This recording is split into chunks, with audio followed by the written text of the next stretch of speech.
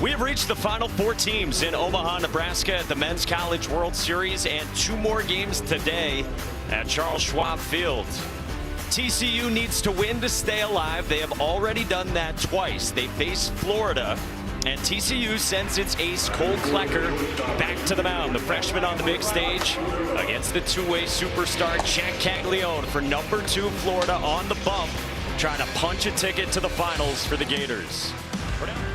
Welcome back to Omaha. College baseball loves its nicknames. Some are simple, some are inside jokes, and some just make sense. When you are Florida's two-way star, Jack Caglianone, and you get comparisons to Major League Baseball's two-way star, Shohei Ohtani, you got a couple to choose from.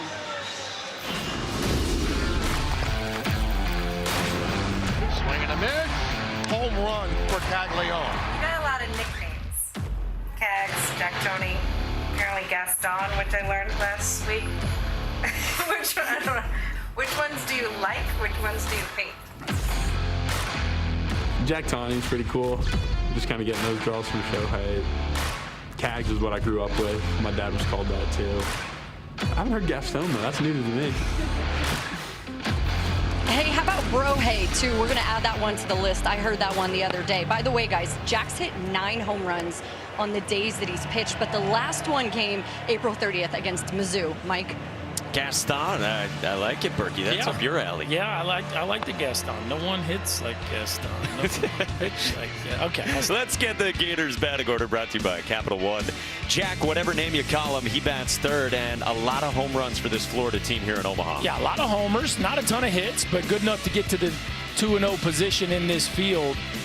It feels like on a day where the wind's blowing in, the homer will be maybe less achievable, so it's an offense that needs to get going from a base hit standpoint. Yeah, and Cole Klecker can give up a few home runs, get up 16 so far this year, but not lately. He's been really good. True freshman out of Chandler, Arizona. See his 10 wins. It's fastball, breaking ball heavy. The breaking ball is the out pitch. He can change the shape of it from time to time, and he's been outstanding. Started game 1 for TCU here against Oral Roberts. Went 5 innings, gave up just 1 run. His super regional outing was outstanding as well, so he's hitting his stride here late in the season for TCU. He's their number 1. Comes back on 4 days rest for the first time in his young college career. He texted his head coach, Kirk Saarloos, yesterday and said, "Coach, I feel great. I'm ready to pitch." And so Kirk Saarloos gives the ball to Cole Klecker, again facing Florida and needing to top the Gators twice if TCU wants to reach the finals. 87 degrees, wind at 9 miles an hour. Klecker deals. It's a heater to Cade Kurland, and away we go. Yeah, Klecker's fastball, not high velocity, so you're not going to see 94, 95, but it does have some carry through the zone. So he likes to throw that fastball in the upper quadrant of the strike zone. And then there's the breaking ball, and you said it's primarily just that 2-pitch mix. Yeah, you know, he will slow it down a little bit, throw more of a slurve or almost a curveball, almost with the same grip, but he's not thinking 100% max effort like he is with the slider, so he can shape it differently. Kurland rolls it to Anthony Silva. 1 away.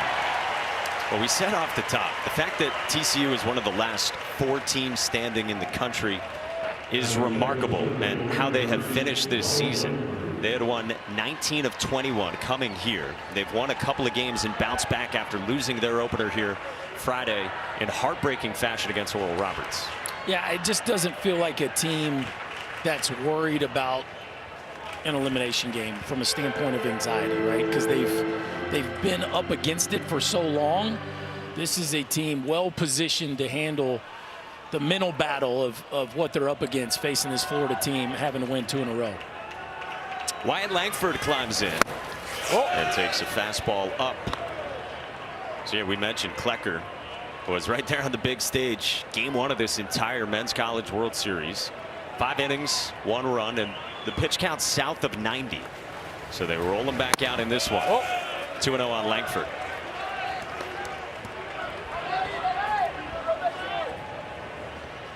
Wyatt Langford, of course, projected top 3 overall draft pick in the Major League Baseball draft in a few weeks, according to our Kylie McDaniel.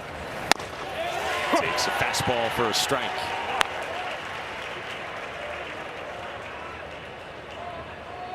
We showed you Langford's huge home run in the 9th inning Friday that tied the game for the Gators against Virginia. And And then the 5-4 win Sunday for Florida over Oral Roberts after Florida had led 5-1 in the 4th. Oral Roberts came back to within 1 in the 9th inning. And it had drama. Big swing on a 3-1 fastball. That's coming unglued right there. He literally almost fell down. Just a touch underneath that fastball, about bell time. Well, we saw Klecker the other day. A lot of times he got himself in 3-2 counts or plus counts. He was able to bend that breaking ball in there. Goes with a fastball that time. And humps up to 92. Yeah, we're going to keep an eye on the velocity. I mean, short rest for the first time as far as 4 days rest. Now, 6 times he was on 5 days rest this year. So 1 day short 6 different times. But he's not pitched yet this year on just 4 days rest. So you wonder what the stuff, what the command's going to be like, what the velo is going to be like. Breaking ball misses and Langford walks in front of Jack Caglianone. So Danny told you the stat. Jack Caglianone has homered quite a bit on days where he's the starting pitcher. But it's been almost 2 months now since the game he pitched, like Danny said, in late April against Missouri, that he went deep. And he's got this history surrounding him as well, with the home run figure and then the RBI total as well, one off tying the all-time Florida record. And he's down 0-1 against Klecker. He's been stuck on 84 ribbies for a while now. So just one shy of that record. I'm sure he's anxious to get that one behind him. Hits off the glove of Fontenelle, and Trey Richardson recovers to throw out Caglianone for out number 2 here in the first.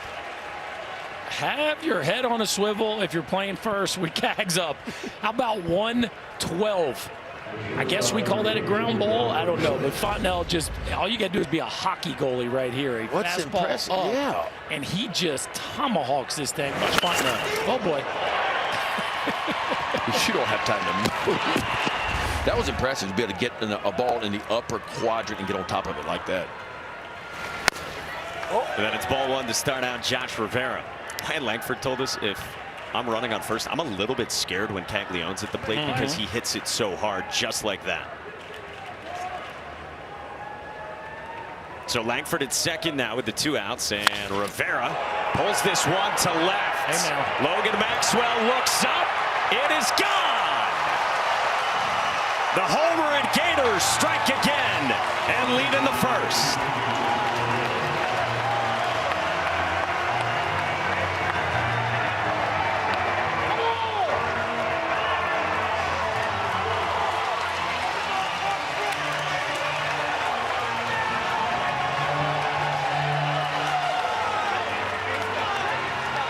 Josh Rivera is just putting an exclamation point on an incredible All-American season that he has had this year for the Gators. Now his second home run here in Omaha, and both of them have just been rockets to straightaway left field. A no-doubter over the bullpen. Threatening Wyatt Langford territories out there. Second homer in as many games for the 4th-year junior shortstop from Avon Park, Florida. It's a lighter breeze today, and it's more right to left than it is straight in. And so that wind could not prevent where that ball was headed. BT Riopel pops one foul, 1-1. I mean, think about this. Rivera had 16 home runs his first 3 years on campus for the Florida Gators. He got 19 this year. You know, you talk about taking a little while. The defense has always been, I know you love him on defense. He may be the best defensive shortstop in college baseball, but the bat really took a while. And he showed spurts at times of trying to get it going, but that's an amazing number. 16 his first 3 years, 19 this year.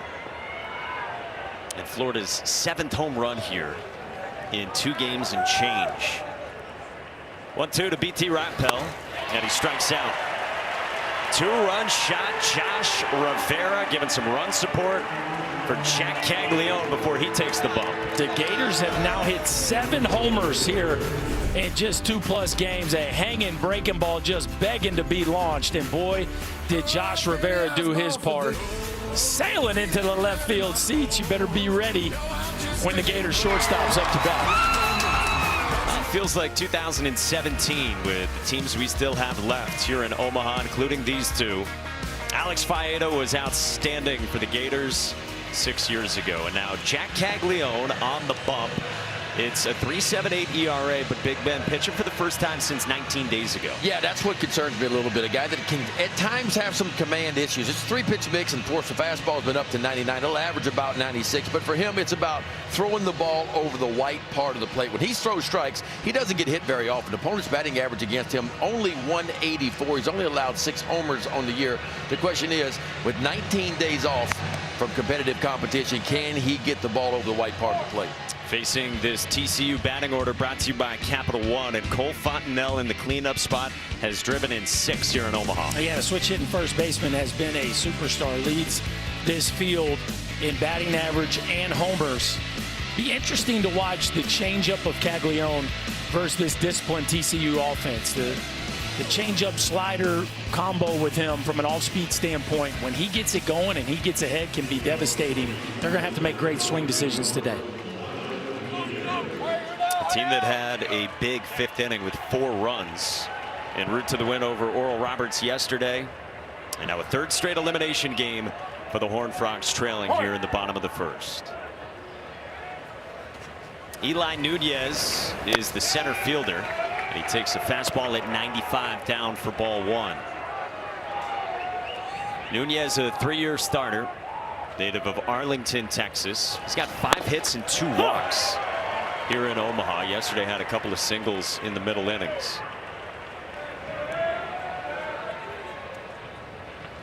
One all fastballs. Yeah, I mean, that's what he does. I mean, it's almost 70% fastballs. And I think he's going to throw a lot of heaters early just to try to establish his rhythm and get that fastball over the plate if he can.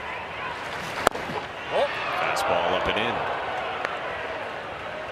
Started the regional opener against Florida A&M with 6 shutout innings and 7 strikeouts, and now pitching for the first time on a game mound since then. That misses at 97, and it's a full count on Nunez. Nice job here by Nunez, right? He's ready to hit, but making some great decisions on some pitches that are up and off the plate. Fastball dotted for strike 3 called.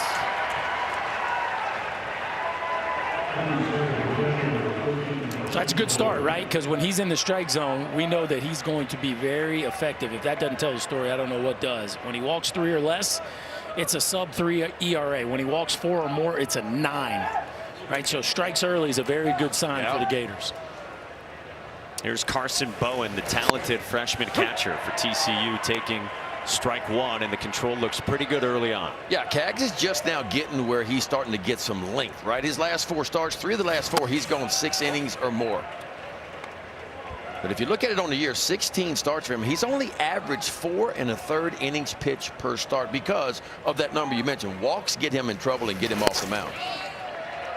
You mentioned it, that 3 of the last 4 have been really good for him. The only one that wasn't great was in the SEC tournament in late May in Hoover, Alabama, when he didn't get out of the 2nd. Yeah, I mean, look, he goes 7 against Kentucky, shutout. And then he goes 6 2/3, give up 1 against Vandy to kind of get it started.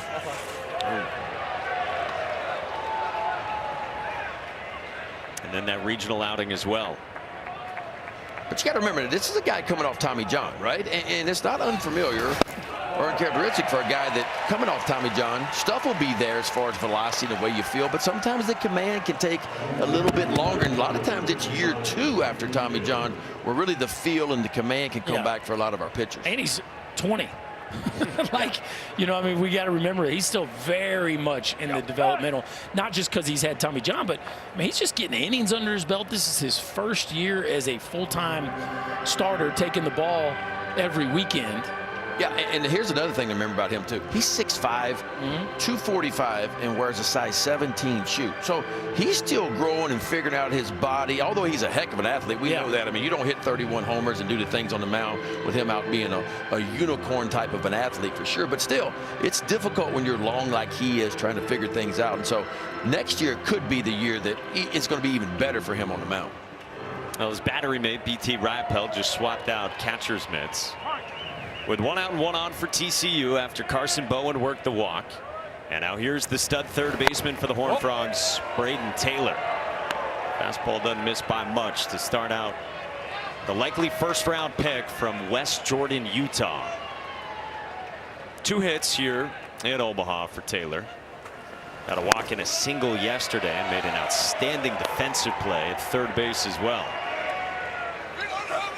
Well, he did, didn't he? That's one of the highlight reel plays of the tournament so far. Didn't leave his feet, so maybe not as splashy as some, but boy, that was as rangy of a play as you'll ever see a third baseman make. 7 straight balls, and this one sends Carson Bowen into scoring position. Well, this is what Kevin O'Sullivan talked about with us this morning. He said because of the wind, you're not too worried about the home run balls, but the command with Caglianone, because that's been a part of the story all season, and then because of the long layoff like we've talked about. No doubt. I mean, that's the only thing that scares you about Caglianone, right? Is he going to get the ball over the plate or not? And really the only thing you have to worry about, because when he does, all the numbers show it. 3-0, and Taylor takes a strike. It almost feels like TCU right now could just not even go up and swing the bat, you know, sometimes. And we'll see how they attack. It can't be a very comfortable at bat for lefties, though, for sure. Because I'm watching Cags and kind of where he steps. He throws across his body a little bit. That's a strike, full count. What's the balance for that, Berkey? What do you got? Well, he was taking off his shin guard. Yeah, that's never good. What's that? The balance. The balance in terms of, you said you liked how Nunez was ready to hit until, hey, let it go. Well, it's a really tough balance. It's 70% fastball, like Ben's saying, and it's plus velo. So you got to get ready for the heater. But you. This is lined by Taylor into the gap in the right center field. A base hit. Bowen comes around and scores, and Brayden Taylor gets TCU on the board. Well, that's how you do it right there. If you're Brayden Taylor, you got to get ready for the fastball. You're getting a fastball, but you have to really shrink the zone, right? Middle. And this is a fastball that certainly qualifies as that, maybe just a touch middle away.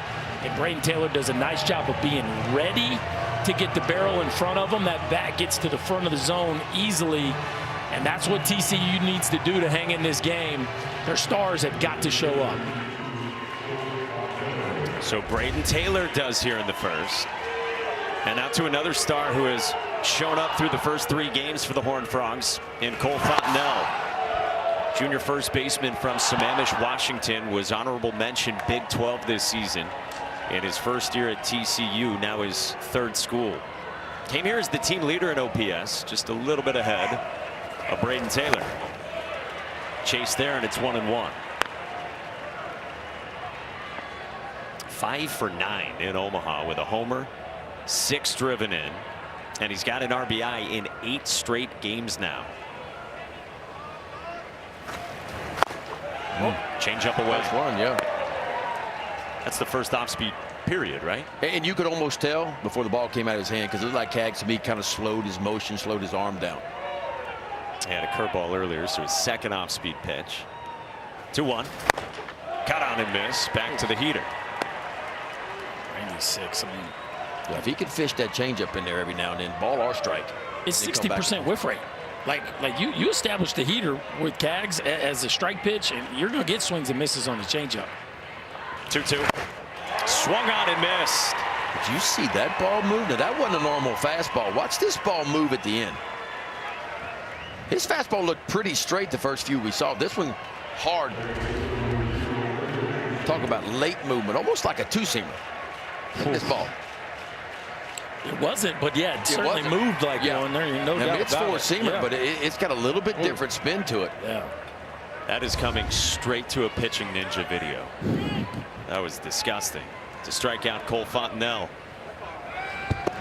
And so with a man aboard and 2 outs here in the bottom of the first, to the 5 spot in the TCU lineup for their second baseman, the junior from Kingwood, Texas, Trey Richardson. Takes down and it gets past BT Riopel, who, by the way, is on his 2nd glove this inning. And Taylor's in scoring position. It's a few that have gotten by the Gator catcher here in the first.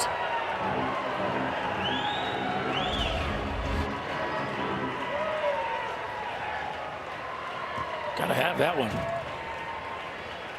The ball looks like it's got a little bit more run. I mean, that's the analytics on Caglianone's fastball. It's not ride, it's more run than it is ride. What's the difference, Ben? Well, the ride is staying on plane and staying through the zone, and doesn't really rise at all. It just has more carry through the zone. The run is going a little bit left to right or right to left. It's like they're working hard to fix the original glove, which made an early exit. Down and in, 2-1. That might have been his first cutter of the day. That's a pitch that Jack Caglianone told us he's feeling a lot more confident with. So BT Riopel's original glove continues to get worked on. And now a 2-1. Bounced in, and Riopel smothers that.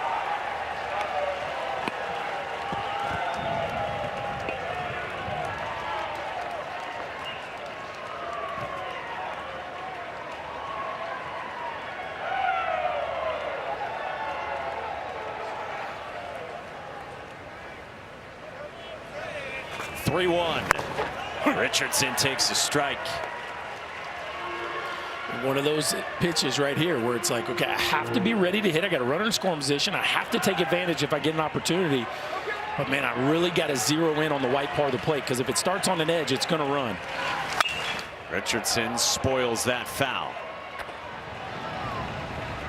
Especially that ball away, right? If it, like, as nasty as the pitch was to Fontenelle, it started on the edge and it just dove a foot off the edge, right? So as a hitter, you almost really need to look middle and the most middle away, right? Because if it starts away, it's going to fade. Taylor at second, 2 outs, 3-2, away and to the backstop, and so Braden Taylor is now at third on the third wild pitch of the inning, and TCU's got him at the corners.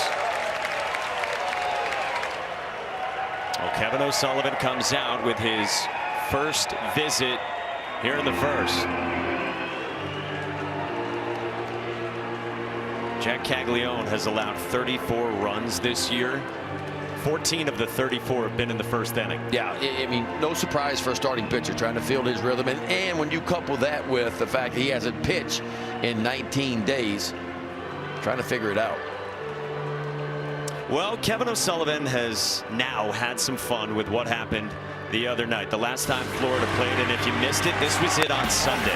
You get a limit of 6 visits, 6 defensive conferences as a team, including the head coach's visits.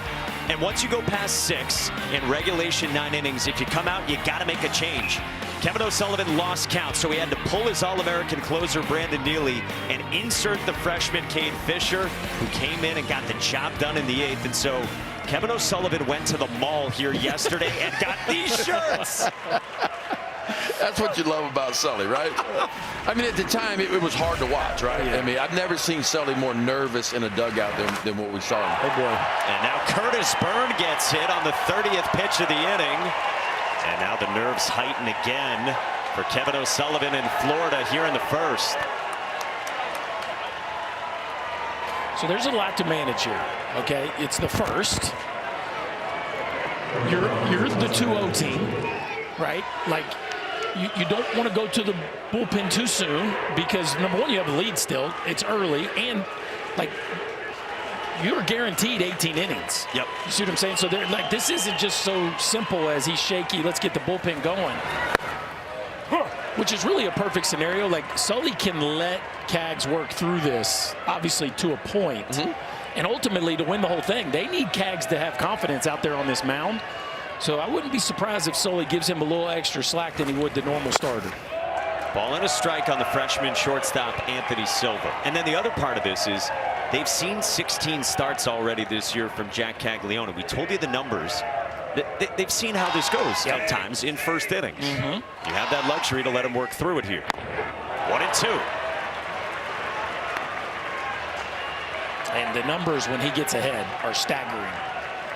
It's not just off to a good start macro, it's micro per at bat, right? He gets ahead, he usually finishes. 1-2 to Silva. Down, and Riopel with a great block with the bases loaded.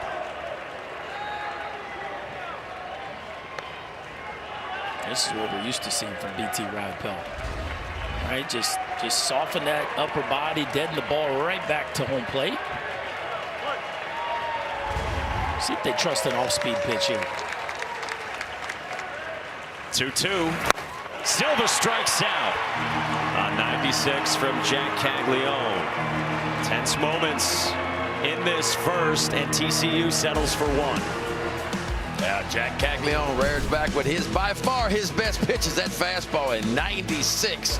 Right by Anthony Silva to get the Gators off the field. Florida up 2-1 as we go to second inning. 7 batters, 3 strikeouts, 2 walks, a hit batter, and a run-scoring single from TCU's best player, Braden Taylor, in that first against Jack Caglianone, who threw 35 pitches. And after that eventful first all the way around, we go to the second with Florida leading TCU 2-1. 6, 7, and 8 against Cole Klecker. And Luke Heyman, the first baseman today, with Caglianone pitching, leads off. Florida win, they clinch a spot in the finals. TCU would need to win today and then come back and beat Florida again tomorrow. Heyman from Longwood, Florida, SEC all-freshman team. He's driven in 3 here in Omaha and had a 2-run home run Sunday in the 4th inning. He had the walk-off sac fly Friday in Florida's opener against Virginia. And the Gators got 3 runs in the bottom of the 9th. Klecker's 1-2. Line toward first and past Fontenelle into right. Second hit for Florida is a leadoff single for Luke Heyman in the second. All the fuss these days, Ben, is that fastball up, right? So how do hitters defend the fastball up? You got to be able to control the barrel. And how about the freshman Heyman here on a fastball that has that good carry? Watch the barrel. Super flat through the top of the zone. Nice piece of hitting right there by the freshman. This kid's got a chance to be the next one in this Gator program. Now Tyler Shelnut lofts one toward the line at right at Austin Davis for the first out.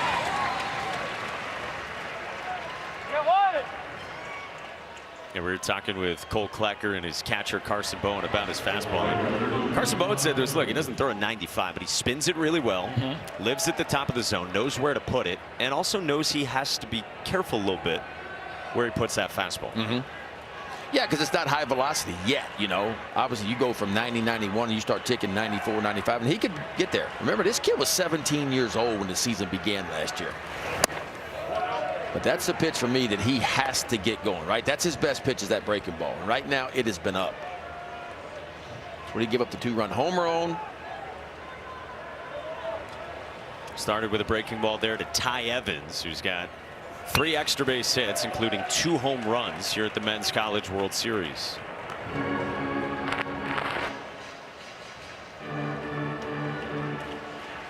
Came on as a pinch hitter Friday in the opener here for Florida in the 7th inning for Richie Schieckhofer. Double down the right field line. Then in the 9th, he hit a leadoff home run that was torched. Sunday, a 2-run shot oppo early on in that game for Florida. Kevin O'Sullivan said to us today, I'm not going to say I told you so, but I had a feeling it was coming for Ty Evans. Just a lot of talent, as there's always been in these first couple of seasons for Ty Evans in Gainesville. 2-1. Rolls this one left side at Taylor, who goes to second, and Richardson puts it in his pocket. 2 down. For exclusive coverage of today's game from our umpire cam, check out our Umpcast on ESPN Plus. I've had a lot of umpire chatter for these 2 teams. TCU played in a game yesterday where there were a lot of moving parts. Yes. The umpiring crew, and That's fair. Kevin O'Sullivan in good spirits, laughing about what happened with him the last time Florida played. We learned a lot yesterday, didn't we? Yeah. Sure did. How good are those shirts from Kevin O'Sullivan?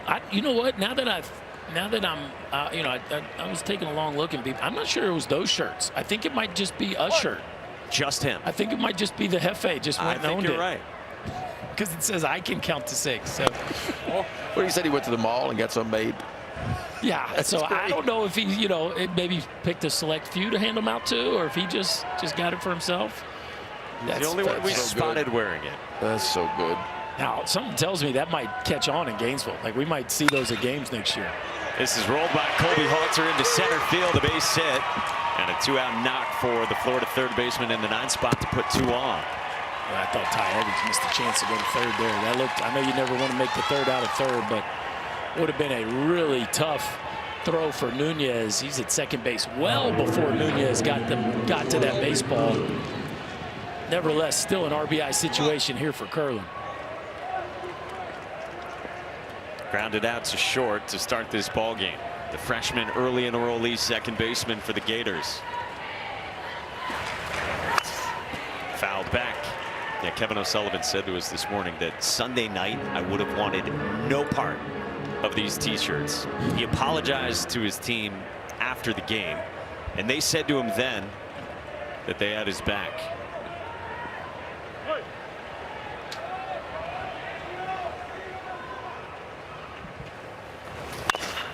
Curlin chops it to third and foul, and it's 0-2. It was interesting. Kevin O'Sullivan was wondering, could he have moved Brandon Neely somewhere in the field and then brought him back in to pitch later on after doing so? And he told us he did get clarification on that and thought about at least a little bit putting Neely in right field, but that would have burned Cade Fisher.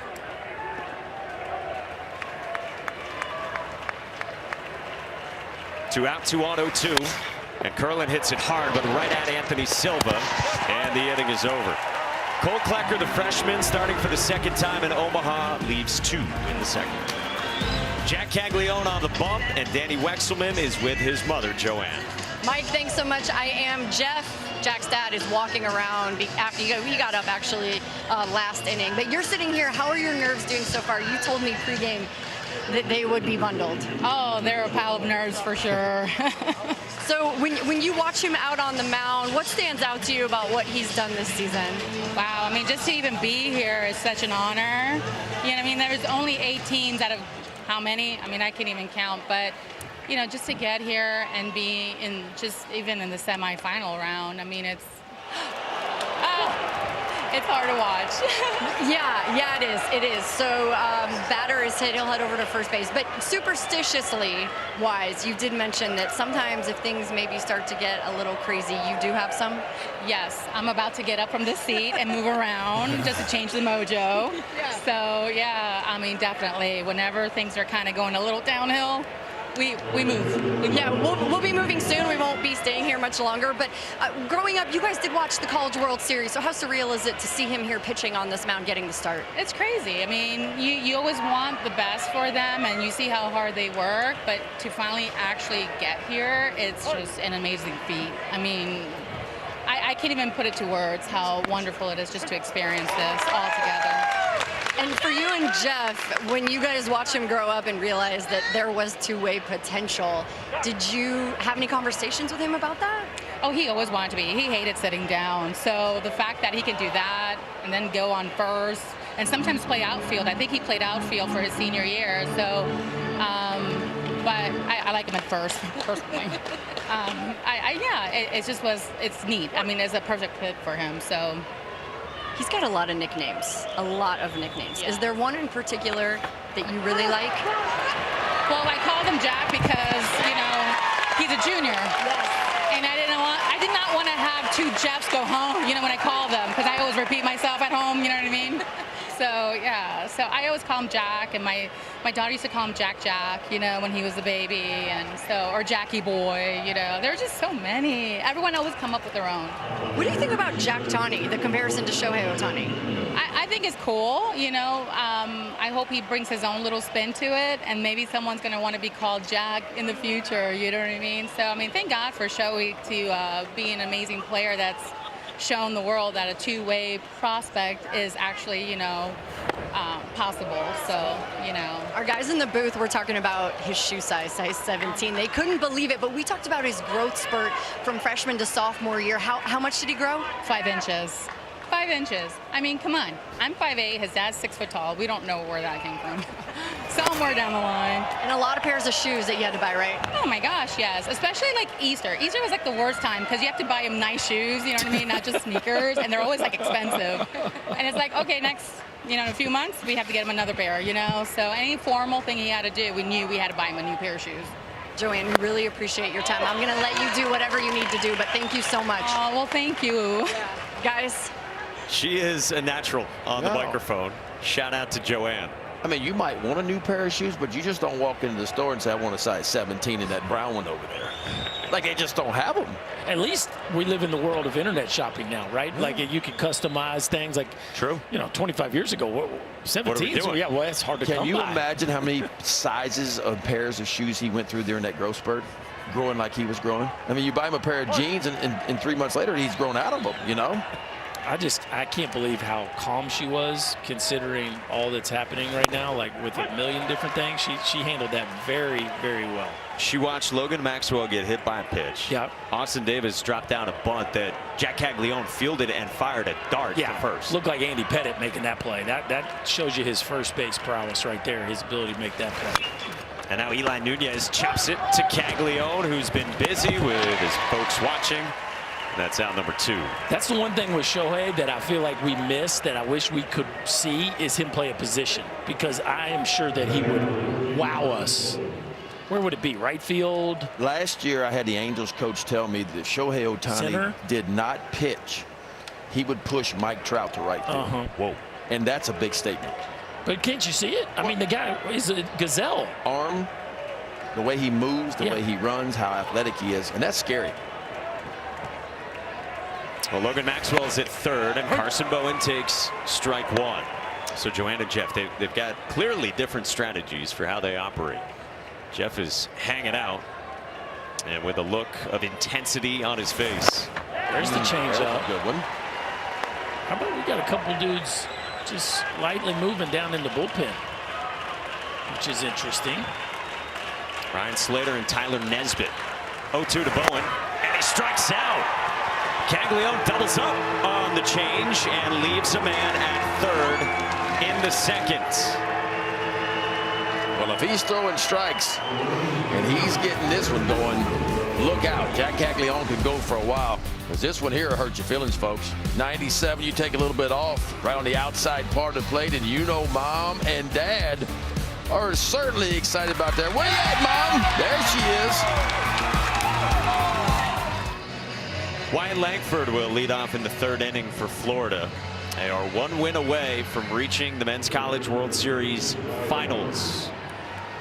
Day 6 in Omaha, Nebraska at the Chuck. TCU is threatened here these first couple of innings off Jack Caglianone, but trails by 1. Wyatt Langford walked his first time against Cole Klecker, still trying to find that breaking ball. That's a problem.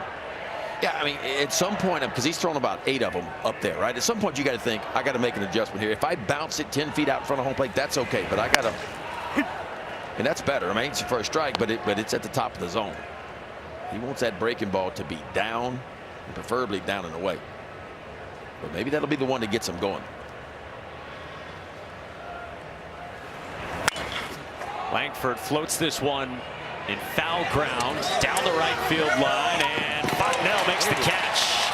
Nicely done by Cole Fontenelle for the first down. It's showing you the athleticism of somebody that thought maybe was going to be on the left side of the infield, or at least was fighting to be on the left side of the infield. He made this one look easy. I mean, there's a lot of range, and then you know that boundary's coming, right? That wall's coming somewhere, and he fearless going to get that one right by the padding. Yeah, originally came into the year as a middle infielder, to your point. And now Caglianone ropes this one, foul down the line, and the exit velo is going to be large on that too. That breaking ball, 114 on a foul ball right there. That breaking ball, like, that's the best possible outcome that could have happened right there, is a foul ball, because that one was begging to get hit. 0-1. Rare changeup. Yeah, I think Klecker, has to get something else going besides the fastball. Breaking ball not quite there yet. All the last 2 was a little bit better, but he's going to need a changeup or something off speed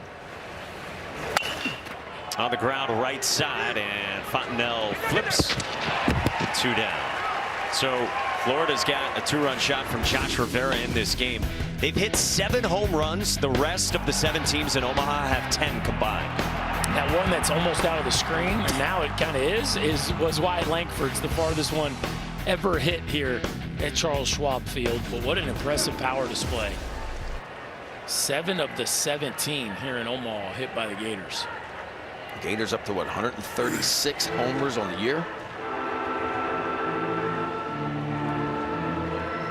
They've set a program record with that total, breaking the 1998 team, who hit 132 of them. It's interesting. Their team that won the national championship in 2017 in the 50s in their home run total. Amazing. And this team, you know, almost 3 times that. Yeah. There's a few, but it just shows you Sully can win games different ways. You know what always exists with Sully's best teams? Pitching. Dudes on the mound. Dudes. That's where it all starts. I mean, that's where it all starts, with dudes on the mound. You guys like where we're at in the game at large right now with home runs and offense? I do. I think the runs aren't crazy. The home runs, I don't think if we didn't have home runs, we'd be in big trouble because the pitching is insane right now in college baseball. So, like, think about it. If Paul Skeens hadn't given up any homers this year, like his ERA would be like, yeah, negligible. 50. Yeah. But you got to be able to hit the ball at the ballpark with the type of stuff we see in college baseball these days. Josh Rivera off the end of the bat to short, and Anthony Silva. Cole Klecker bounces back in the 3rd with an 8-pitch 1-2-3 frame. TCU comes up with Cole Fontenelle due up 2nd. Braden Taylor swings at the first one. Ben, how about you? What we were talking about last inning, where we're at in the game? For me, it's a little bit too much home runs. Right, we're going to set the all-time record in home runs. That's going back to the drop 5 bats. So, but I know there's a lot of reasons for that, right? I mean, guys are bigger and stronger, smaller strike zone. But I'm concerned about exit velos in some ways. Years ago, we went to a BB Corp bat. The idea and what they told us was we're going to that BB Corp bat because the exit velos are a little bit too much. It's getting dangerous for our pitchers, right? And I worry about the ball coming back at the pitcher at the rates that we're seeing. So now we're starting to see rates coming off the bat in the college game that are beginning to exceed in a lot of ways what the strongest players in the world at the big league level are coming off. And that concerns me in some ways because, you know, Cags has been up to 118, Langford 170. Others have been right there towards the top of 119, 120. So I don't think you do anything this year, but if the exit velos continue to go up, I think the NCAA has to address the safety issues that are out there in some ways. That's what concerns me. Well, all they can do is make the bat perform like wood, correct? Like, that's all you can do, right? Yeah. You're not going to deaden it at a level less than wood. So I think one of the things that I think would be interesting is to track exit velos, let's say with Team USA this summer and in the Cape Cod League, and let's just see if it's the same that we're getting in the college regular season, right? You're saying in the Cape League, it's a wood bat that they league, use yes. there. Yeah, those are wood bat leagues. Braden Taylor lofts this one toward left center. Tyler Shellnutt's there. And there's one away in the TCU 3rd. There's a bunch of 112s and 115s there. Right. Then you just say, well, look, these kids have just graduated to that kind of strength. But it could be something in the ball, too. It could be something and see, that's another piece of this, is the ball could be amped in some ways a little bit, too. And I think that's a concern. I haven't heard anybody diving into the balls and cutting them open and seeing what they were, say, 3 or 4 years ago versus what they are right now. I hadn't seen any of that. So that's a concern because we know that can happen at the Major League Baseball level, right? We've seen that happen before. We see it every year in the home run derby, right? In the home run derby, the balls are always amped up a little bit and they go 500 feet and everybody loves it. Everybody wants to see that. So there's ways. I'm not saying they did it on purpose, but one more year of data, that's kind of what I want to see. Well, look, there's no doubt the game, the hitters are performing the way they did in the late 90s. Every record that's being approached or broken is all from that era, like all of them. Right? Florida just broke their team record. It was set in 98. Yep. Tennessee broke their record last year. It was set in 97. Brock Wilken broke the ACC record. It was set in 97. Like all these records are coming from that time frame. Look at it like this. The first year me and you came here, there were a total of 3 home runs hit this ballpark. Florida's got 7 in 3 games. Which I think is a good thing. Yeah. No, I'm not against the home run. I just think, that it has to be a little bit more fair. And right now, it doesn't feel fair for me, for the pitchers, the way the balls are flying out of the ballpark. And this is the biggest ballpark any of them are ever going to play in, is right here. I don't think it's fair everybody throws 100, so how about that? It's a one-out walk, and Cole Fondell is on for TCU, down a run in the third. And we remind you, for more info on the 2023 NCAA College World Series, go to ncaa.com. You're home for all 90 NCAA championships. You get Paul Skeens and those boys and Chase Burns quit throwing 100, then we'll give you your softballs back. How about that?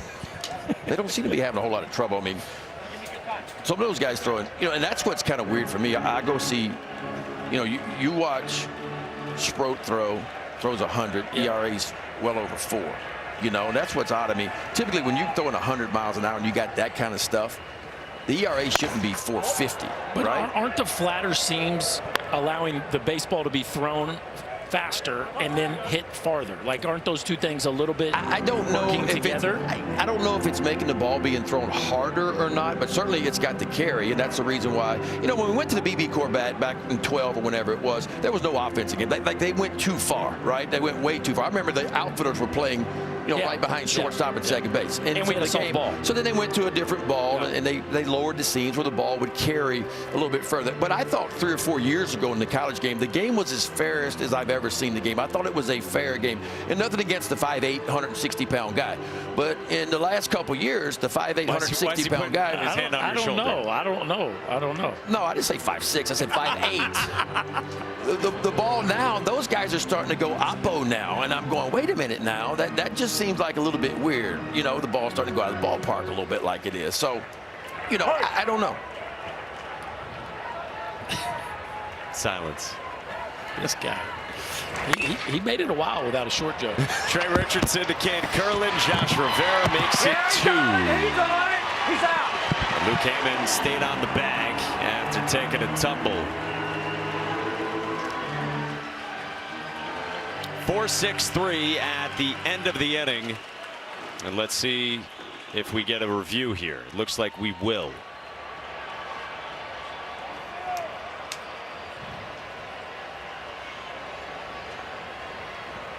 You guys didn't get your full fill yesterday on reviews? Yeah, well, let's get it going here, right? We almost made it through 3. I don't think this one. This is going to be quick. I don't think this one will take long. It looked like Luke Heyman stayed on there.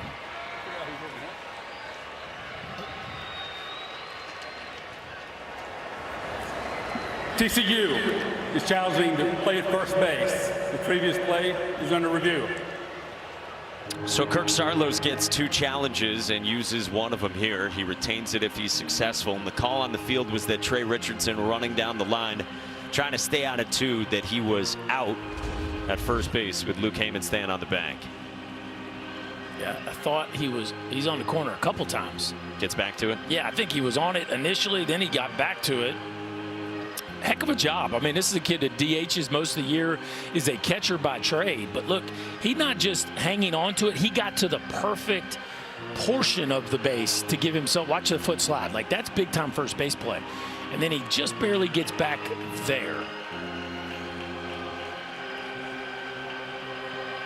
Nice job by the freshman. Who you said has a really bright future for Florida. After review, the call at first base is confirmed. Out. TCU has used one of their challenges. Well executed all around by this umpiring crew. Kevin O'Sullivan joins Danny when we come back, and he'll be a good sport and have some fun after visit number 2 today in Omaha. TCU, I'm with Gator head coach Kevin O'Sullivan. How'd you see Jack settle in after that first inning? Yeah, I mean, the bottom line is we still had the lead after the first, and he got through it and had to make some big pitches in the second. Obviously, that double play there was huge. I just saw BT make your second conference. We're counting to 6. Yeah, we're at 2. We got this squared away. You made a little light of what happened in the game the other day.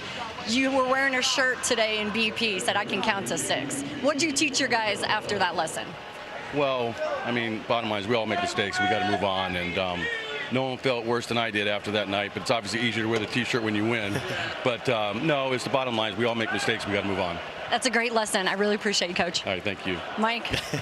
He just started laughing right away. Kevin O'Sullivan against Kirk Saarloos, Gators and Horned Frogs here in Omaha with 4 teams left at the Men's College World Series. BT Riopel goes first pitch swinging against Cole Klecker, who breezed on through a 1-2-3 third inning. Just 8 pitches, and then Jack Caglianone had a 1-out walk in the home half of the third. Got a double play ball from Trey Richardson. Think about Kevin O'Sullivan. 15 full years at Florida, 15 NCAA tournaments, 8 trips to Omaha in 15 full years. I mean, that's an amazing number. Fontenelle flips to Klecker for the first out. What was Skip's run as far? I know he's got the 5 titles. What was his run years in 5 and 9, wasn't it? But I mean, Omaha trips. I'm not sure exactly how many times he went. He went 11 times. 11 in and I think 18 seasons. 870 wins. And Sully's gone 8 times now in 15 full seasons. Take out the 2020 year. I mean, it's not Bertman, obviously. You got the 5 titles. Well, the difference is when Skip got to Omaha, he found a way to win. And sure. his winning percentage was very high. Yeah. But it is one of the great runs in college baseball. To go over half the time that you've been able to go is just incredible. And there are no signs of this deal slowing down. And then think about the TCU side of it as well, with them being right there on that list. And for TCU and Kirk Saarloos in his second year at the helm, since 2010, that's all 6 trips that TCU has as a program here. Only Florida has more than them in that time. Well, and they get here and win. Luke Hammond in the air to left center, and Logan Maxwell for out number 2. Right, when TCU gets here, they've figured out a way to win. Now they haven't gotten to the finals, they haven't won the whole thing, but like these dudes are winning ball games when they get to Omaha. They're getting to the Final Four. They're making a lot of noise. They've never come to Omaha in 6 tries and not won at least 1 game.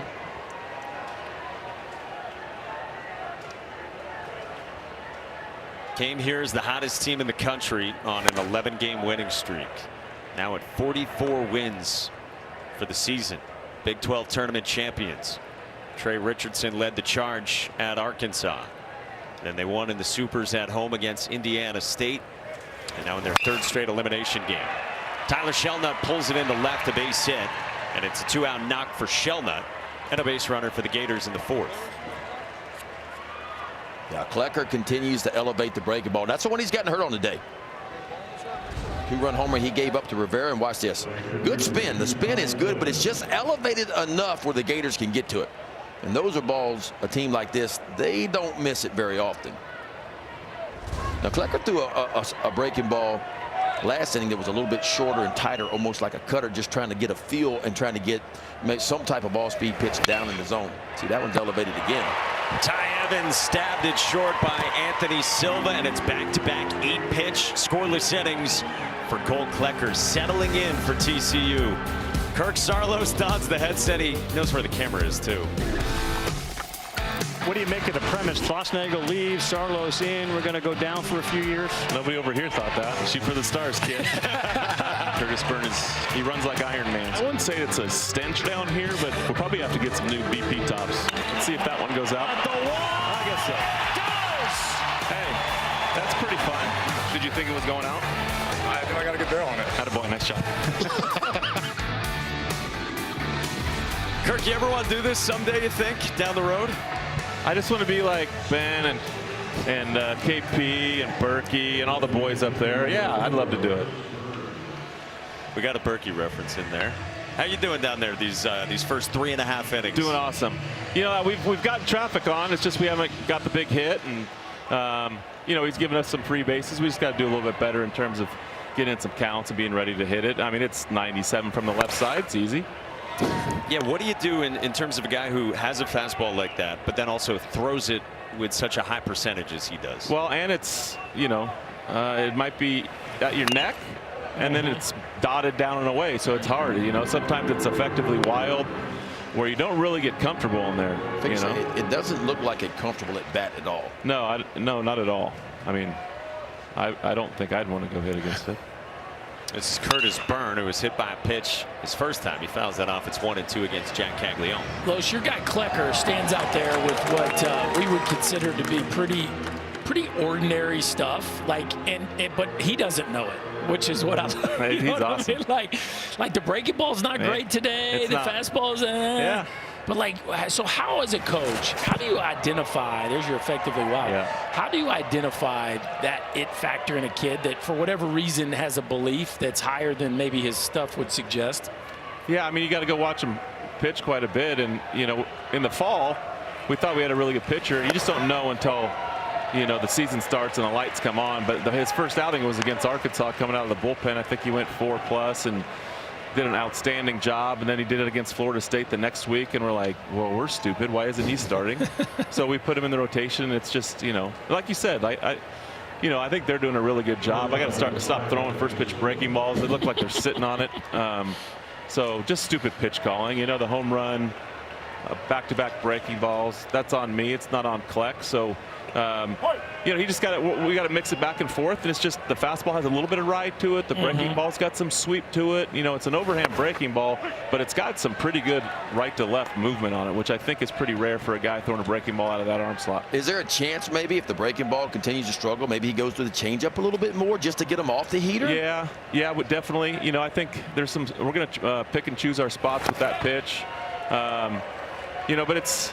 For me, I was hoping he can get through the order one time and see where we're at. I like where we're at. You know, the next guy we're probably going to run out is Ben Abel, and see how much he can give us. And you know, the big thing is we just got to take some good quality at bats and give ourselves a chance.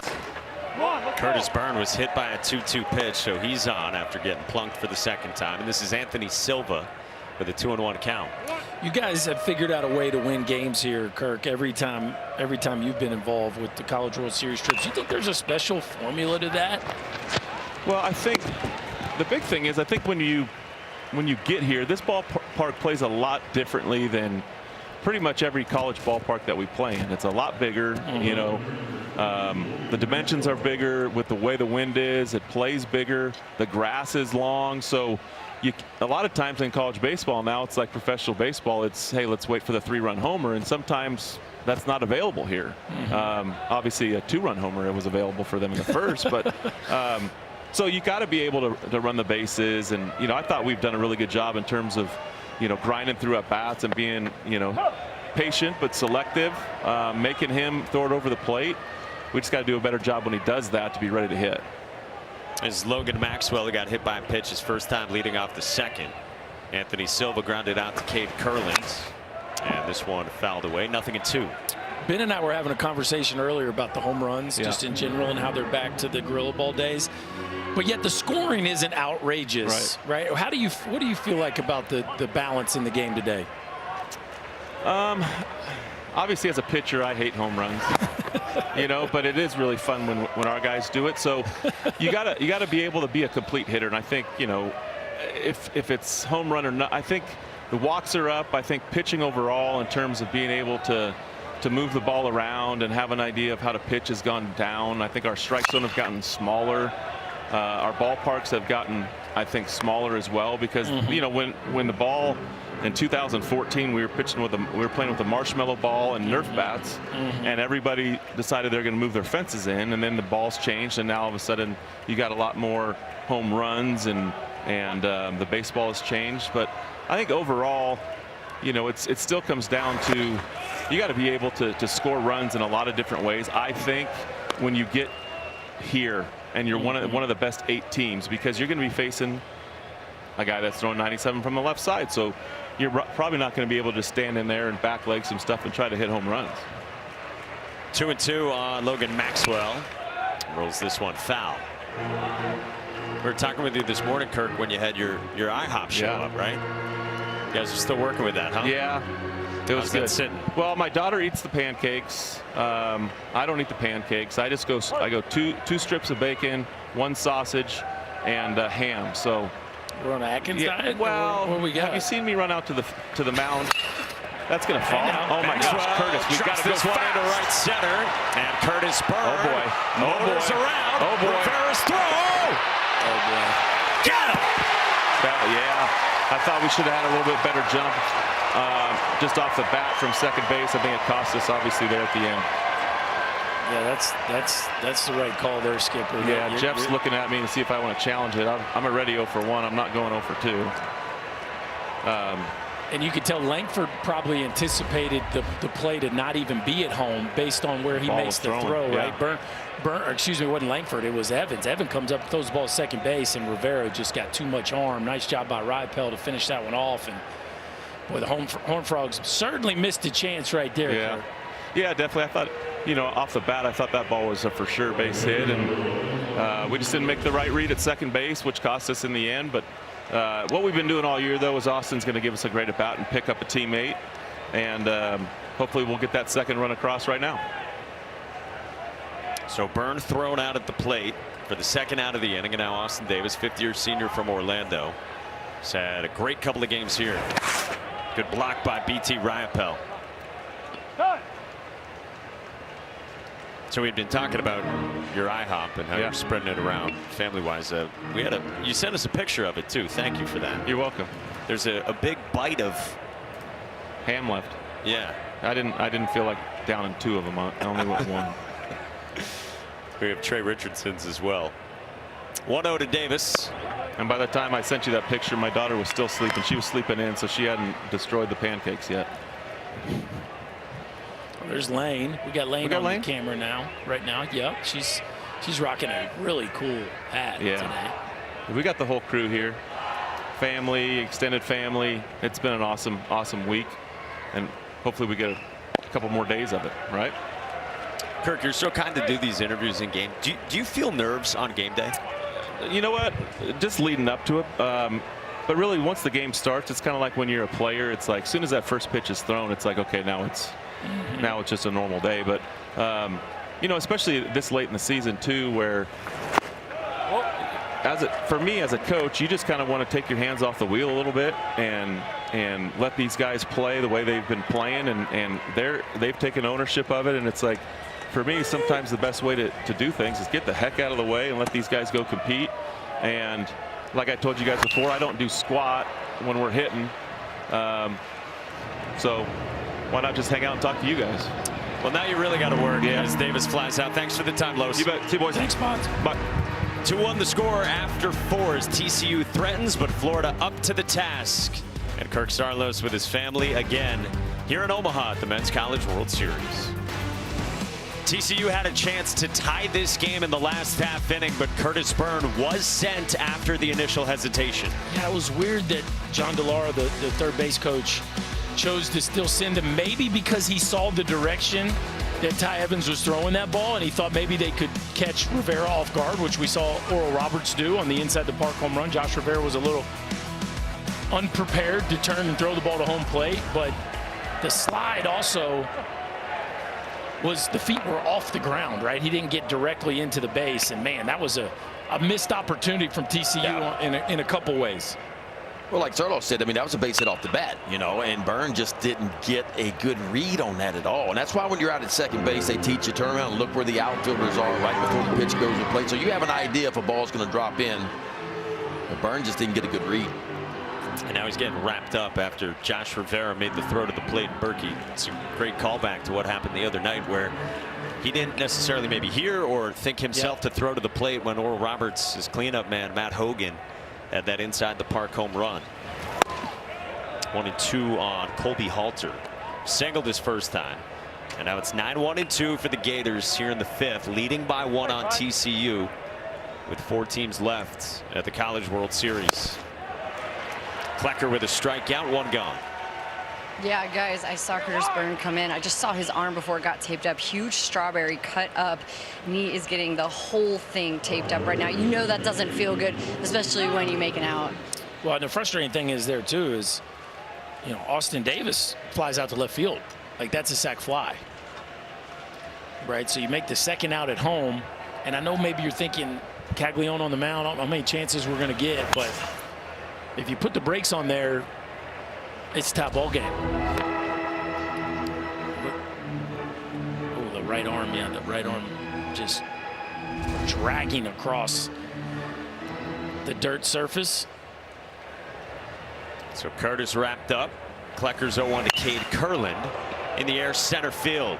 Eli Nunez spins around and is there for out number 2.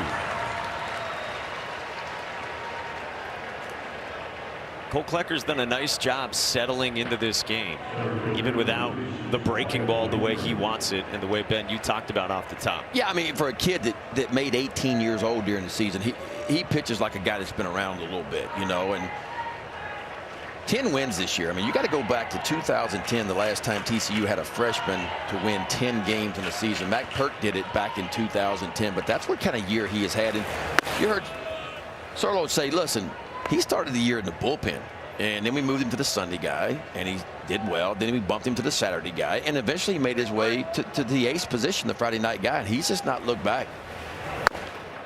But that's what you get with a starting pitcher. I mean, a third of the time you go out there and it's easy. Like, I got my good stuff and I can cruise. A third of the time it's just pretty average, and a third of the time it's below average. But you still got to find a way to compete, find a way to keep your team in the game, and certainly Klecker has done that. 2-0 to Wyatt Langford is lined over the head of Trey Richardson into right center field. For Wyatt Langford, who motors to second. The throw from Davis does not get him. And Wyatt Langford speeds into scoring position with a 2-out double in the 5th. So you might not know it by looking at Wyatt Langford. Of course, he's playing center field now, but like, this dude has the athleticism of an outside linebacker. 6'2", 220. He hits a rocket into right center field as soon. Love how he keeps his chest down over that ball. And as soon as he sees that ball in the gap, watch this man run the bases. It's the first 60 feet that buys you these leg doubles. And then put the gas pedal down and finish into the base. First pitch swinging, Jack Caglianone rolls it to Trey Richardson in the shift. And the inning is over. We are halfway through here in Omaha. TCU needs to win to stay alive. They trail by 1. Josh Rivera smoked a 2-run homer to get it started for Florida in the first.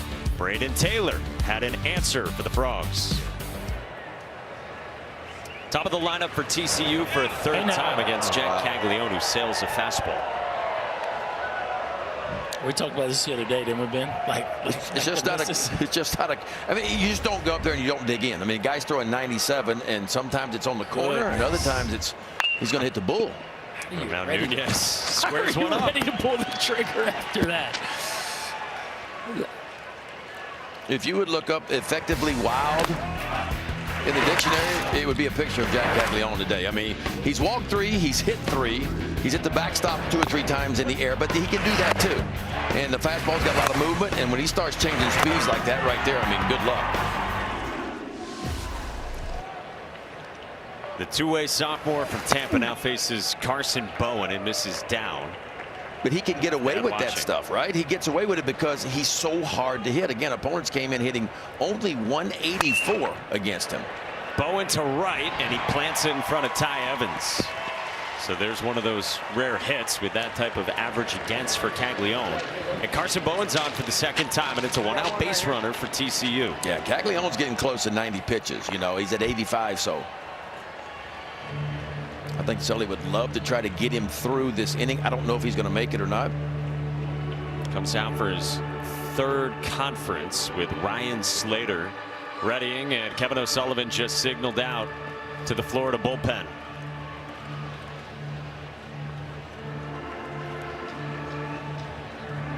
So Jack Caglianone goes 4 1/3, 1 run opposite Cole Klecker in this one, and Carson Bowen's on for TCU, and the heart of the lineup is coming for the Horned Frogs down a run here in Omaha. Jack Caglianone got the start today in Florida's third game here at the Men's College World Series with his mother Joanne sitting in one spot and his father Jeff a little more pacing and roaming the ballpark. They watch their son on the big stage today at Charles Schwab Field, and he exits after 4 1/3. And with TCU's best hitter at the plate, Kevin O'Sullivan turns to Ryan Slater. Yeah, Ryan Slater, fastball's going to average about 92. More of a sinker slider type of guy out of Palm Harbor, Florida, making his 26th appearance of the year. 3.79 ERA, 57 innings, 47 punch-outs, pretty good strikeout to walk ratio. Fastball's going to be 90, and he'll show you maybe a 94. Likes to sink it. Slider probably his best pitch. Opponents hitting 198 off of that slider, but above average. Opponents batting average on the fastball as well. This is interesting because Braden Taylor, again, a projected first-round pick who had an RBI single back in the first inning to get TCU on the board. He hits about the same against righties and lefties.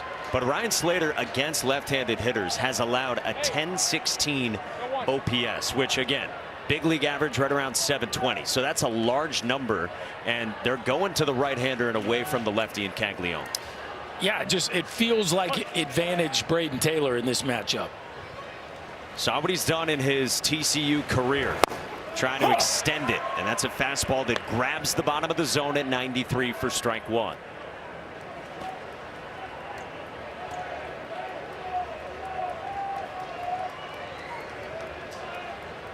Carson Bowen had the one-out single.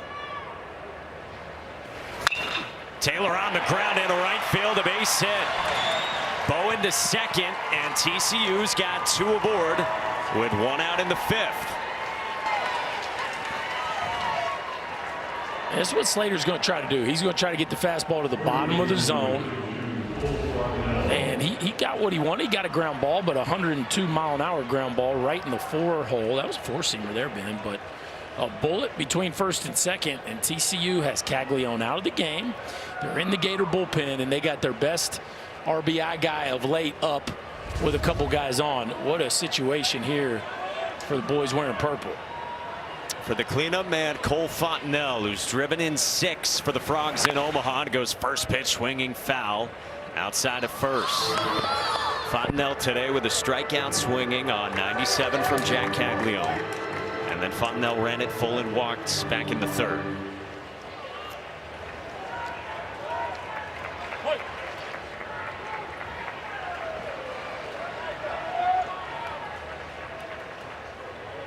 Ryan Slater's 0-1 is down.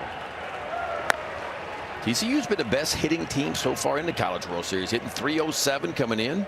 Scored 15 runs in their 3 games.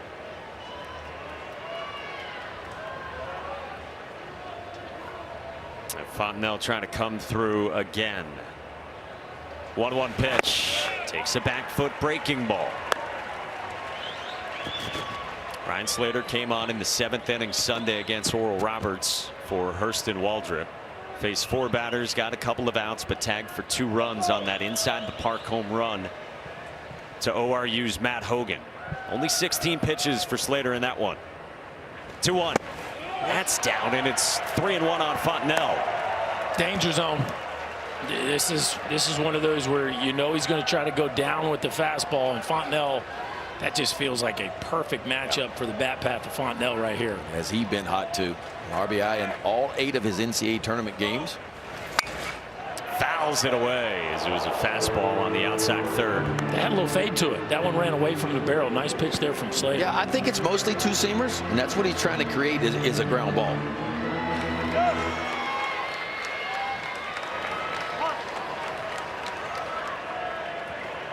Frogs fighting to continue their season. 2 on, 1 out, 3-2. Ball 4 is down. What a take by Cole Fontenelle to load him up for TCU. What'd you think, Ben? I thought it was low from what we've been seeing at the College World Series. I mean, it starts a little bit in on Fontenelle, so I think he gives up on it right away. Then it tries to leak its way back over there. See where it starts and see it trying to come back, but clearly it's like it's a couple of inches just out of the zone. Here comes Mr. Grand Slam himself. Trey Richardson, who had 2 in 2 innings in one of the regional games against Arkansas for TCU. First pitch, ball 1 from Slater. Trey Richardson became a sensation after that. He told us that someone told him after that big game. His followers were up 1,000, maybe 2,000 on social media. Right after that, he heard from a lot of folks, including Adam Jones, the 5-time big league all-star. If you're Slater here, you got to be careful with anything out over the plate. One of the things that's so impressive about Richardson, both of those grand slams were oppo. And that's just the way his swing is designed. Really works from the inside out. Loves to wear out that right center gap. But look how shallow the Florida right fielder Ty Evans is. I mean, he is shallow out in right field. Richardson with an excuse me foul, and it's 1-2 now from Slater to Richardson. Matter of fact, all 3 of the Gator outfielders are really shallow. because the wind, you kind of see the wind now starting to kind of get a little bit out toward left field. Definitely not blowing in like it has been the last couple of days. Flag's just lightly breezing here. Loaded up. Slater's 1-2, and Richardson strikes out. 2 gone. Big time pitch there. Talked about Slater. Pretty good fastball. He likes to sink it down the zone, but the slider is definitely his best pitch. And this one is perfect. When you get 2 strikes, you want it to begin as a strike and just work it off the outside corner. You can't do it much better than that right there. Watch the spin. See that dot on the front? He just works it down and away from Trey Richardson, and a huge punch out for Ryan Slater. And now a shot of redemption for Curtis Byrne, who got thrown out at the plate his last time in the 4th. And he takes the slider for ball 1. Curtis Byrne, a 4th-year junior from St. Louis. He's been such a team guy as the DH this year, as Carson Bowen has taken over as a freshman as their catcher. 1-0. Byrne pops it up on the infield towards second at Curland, and Slater gets out of dodge. Ryan Slater enters for Jack Caglianone and leaves him loaded in the 5th for TCU. Yeah, Ryan Slater gets it done. A really good slider for a strikeout. Cags is pumped up. Jack Caglianone had Ryan Slater pick him up there in the last half inning as TCU missed a big opportunity and left him loaded, and still trails by 1, needing to win this game to continue on with its season. Cole Klecker back out there for the 6th, about to throw his 60th pitch. It misses to the cleanup man for Florida, Josh Rivera.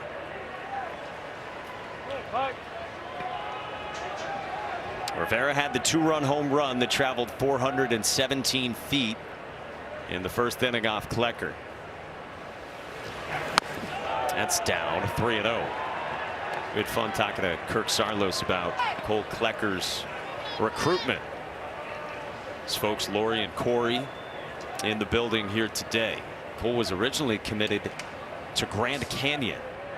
They got a heads up that he was going to decommit from Grand Canyon. And they got him on an official visit, and Kirk Saarloos says that it's actually his children to thank for asking all the tough questions during the official visit, like what other schools are you considering, and why would you want to go to Texas Tech? Because you don't want to live in Lubbock. Kids' words, not Kirk's, not ours. They've been schooled well. Like they know how to work it. That was really funny.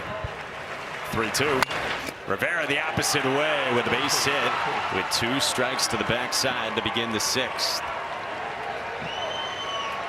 Yeah, Lowe's feels like if he can get him to dinner with his daughters, it's a wrap, right? Like, just get them to the dinner table.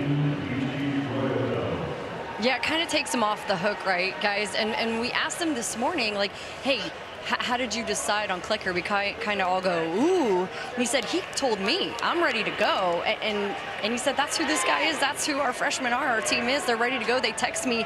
They want to get in this ball game. So obviously that recruiting process and getting Cole on campus is a huge deal for the Horned Frogs. That was working into the 6th in a do-or-die game in his rookie season for TCU at the Men's College World Series. It's Klecker's 3rd time through this Florida lineup, and it's the Gator catcher BT Riopel who was struck out and grounded out to first.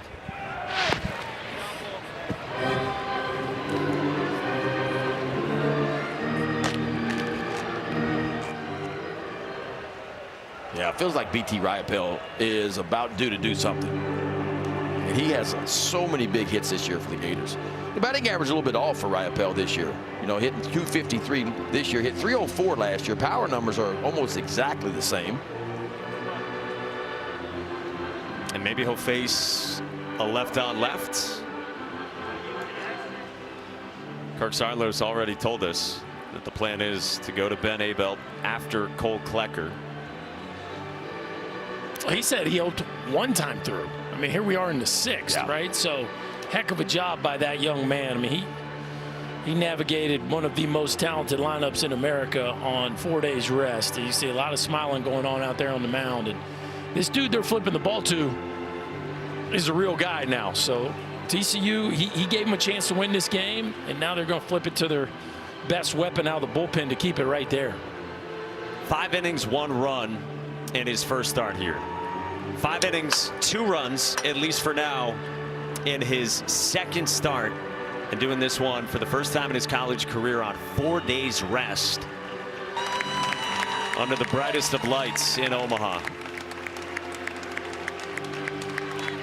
Man, you talk about a true freshman on the biggest stage and performing well. Back-to-back big-time starts for Cole Klecker. This time on 4 days rest.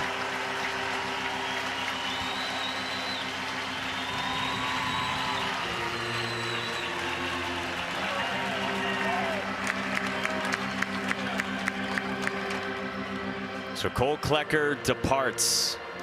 What a job he has done establishing himself as the ace of this TCU staff and helping pilot this ride down the second half of the season all the way to the last 4 teams standing in college baseball. And now Ben Abel, who has got some funk from the left side, another freshman. He's from McKinney, Texas, and he's 4th on the team in innings pitched, and he enters. Yeah, a little bit different look too. Big, tall guy. He's going to step well across his body. Not just a little bit across his body. It feels like about 18 inches is where he steps. Just a freshman, 6'3", 200-pounder out of McKinney, Texas, making his 32nd appearance of the year. He'll throw that fastball from that low 3/4 slot. He'll sweep the breaking ball across it too, and the numbers are outstanding. 52 innings of work, 66 punch-outs for Ben Abel. Down to Danny Wexelman. Yeah, guys, well, you heard him post-game, our conversation on Father's Day, talking about his dad, Buford, who passed away in 2021. And I wanted to catch up with him because I felt like we needed to honor Buford, especially because of what Ben did on Father's Day. So when I talked to him earlier this week, he told me that his dad was so loving, so compassionate about the game, and his dad loved to see Ben live out his dream. His dad did pass away in 2021, and I asked Ben, what was something you guys loved to do? What was your tradition? He said, we used to go to Frisco Rough Rider games together all the time, and we would leave the game and analyze everything that was happening on the field. And he said, I know my dad wasn't here at the ballpark, but I do know that he was with me in spirit. And the thing that really stuck out to me about our conversation, guys, is he said, my dad always made sure that I knew he was so proud of me. Mike. That's special, Danny. And Ben was out there and got a 5-out save in a do-or-die Sunday against Virginia to finish it off. And now his mother, Jean, watches Ben pitch again for the 3rd time in his freshman year here at the College World Series.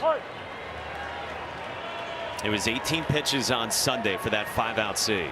It was 40 pitches on Friday. And now here on Wednesday, and Kirk Saarloos has said that Ben Abel is one of our most resilient arms in terms of his bounce back, and says it's probably because of that arm slot that you guys were talking about. Yeah, and of course he can give you some length too. But Florida, on the other hand, 6th best on base plus slugging versus left-handed pitching this year. So they have had their way with some left-handers. Strike one as Riopelle squared on 92.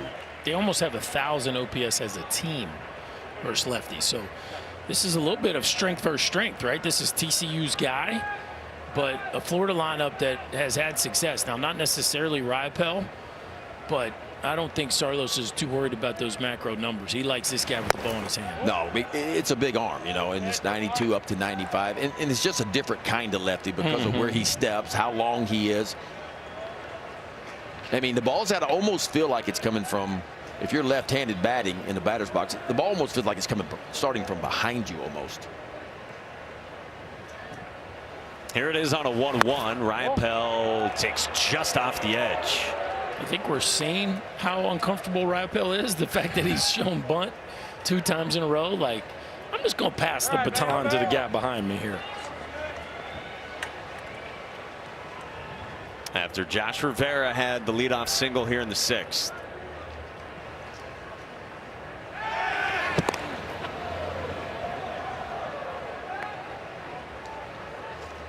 He didn't tip his hand. This is interesting too, because Braden Taylor is all in. Like, Braden Taylor is ready to run down the throw to BT Riopelle if he shows again. And if BT doesn't get it down the first baseline, Taylor can throw him out at second. That's Sales, and it's 3-1 on Riopelle. and now you let the power hitter swing the bat, right? It hadn't been a red hot from an average standpoint postseason for BT Riopel, but 4 home runs in the NCAA tournament. Abel's 3-1. Riopel fouls it away, and a full count. At feast or famine for BT Riopel facing Abel, to entering this men's college World Series had given up 1 earned run his last 21 innings, and that was thrown in all 3 TCU ball games here. 3-2. Riopel stays alive.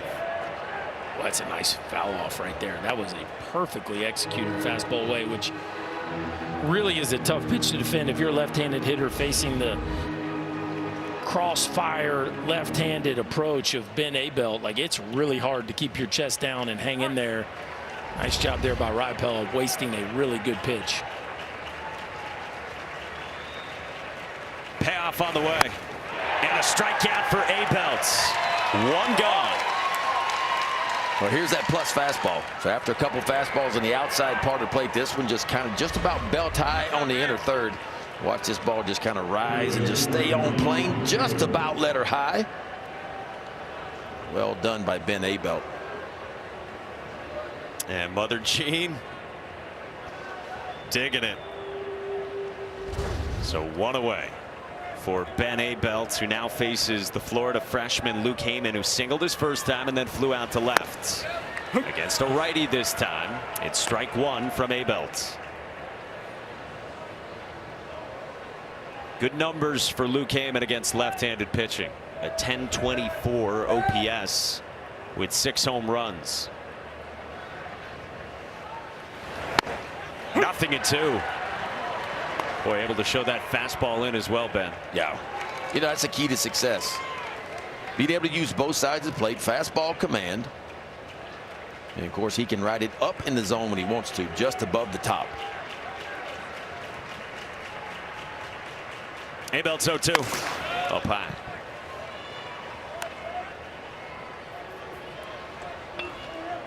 Florida got 2 in the first. TCU got its run in the first, and we've been locked like this at 2-1 Gators since then.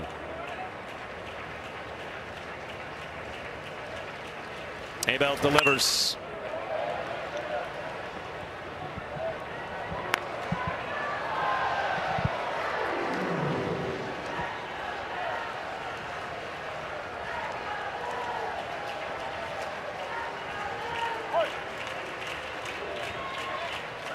Josh Rivera's at first. 1-2 again. Breaking ball line down the line. Foul. That's a nice swing there by Heyman. Like that's a breaking ball that I bet Abel gets a lot of strikeout looking on, and Heyman, excuse me, just let that thing travel and fought it off down the right field line. My guess is Saarloos sees that. He's going to try to paint it under the knob of the bat right here on a 2-strike fastball. You see a guy staying out over the plate, letting the ball travel on a breaking ball with a crossfire fastball like Abel, especially in a 1-2 count. Like, you think that is time to just fill it up on the inner third of the plate. Let's see if that's where Ben Abel goes. Already showed the confidence to come inside to the righty once with a fastball earlier in this AB.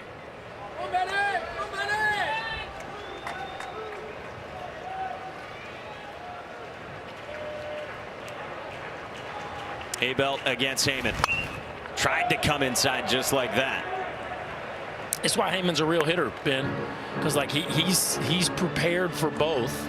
He's got the ability to defend both, even against a premium arm and a 2-strike count. Like he's really polished for a freshman. He covered the breaking ball away, and then the fastball in, he fought off. Now another 1-2, and this is pulled into left field, a base hit. What an at-bat by Luke Heyman to put 2 on for Florida in the 6th inning. This kid. Now he's just showing off, right? Hang in there, hang in there. Finally, he gets one out over the plate, just a fastball kind of outer third, a touch around it.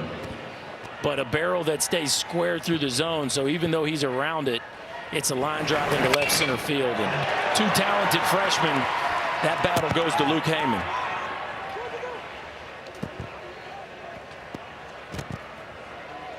So it puts 2 on with 1 out in the 6th inning. Florida up a run, and now Tyler Shelnut gets a first pitch breaking ball. Shelnut with very good numbers against left-handed pitching this year.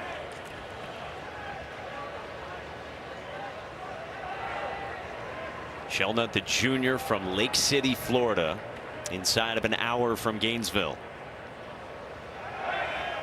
Guy who grew up a huge Gators fan.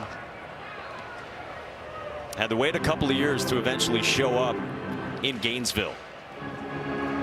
Had initially been ticketed to come there out of high school, but with the draft because of COVID shortened to 5 rounds, roster spots were fewer. And so junior college in Gainesville for a couple of years, and now making an impact with the Gators. But he's down 0-2.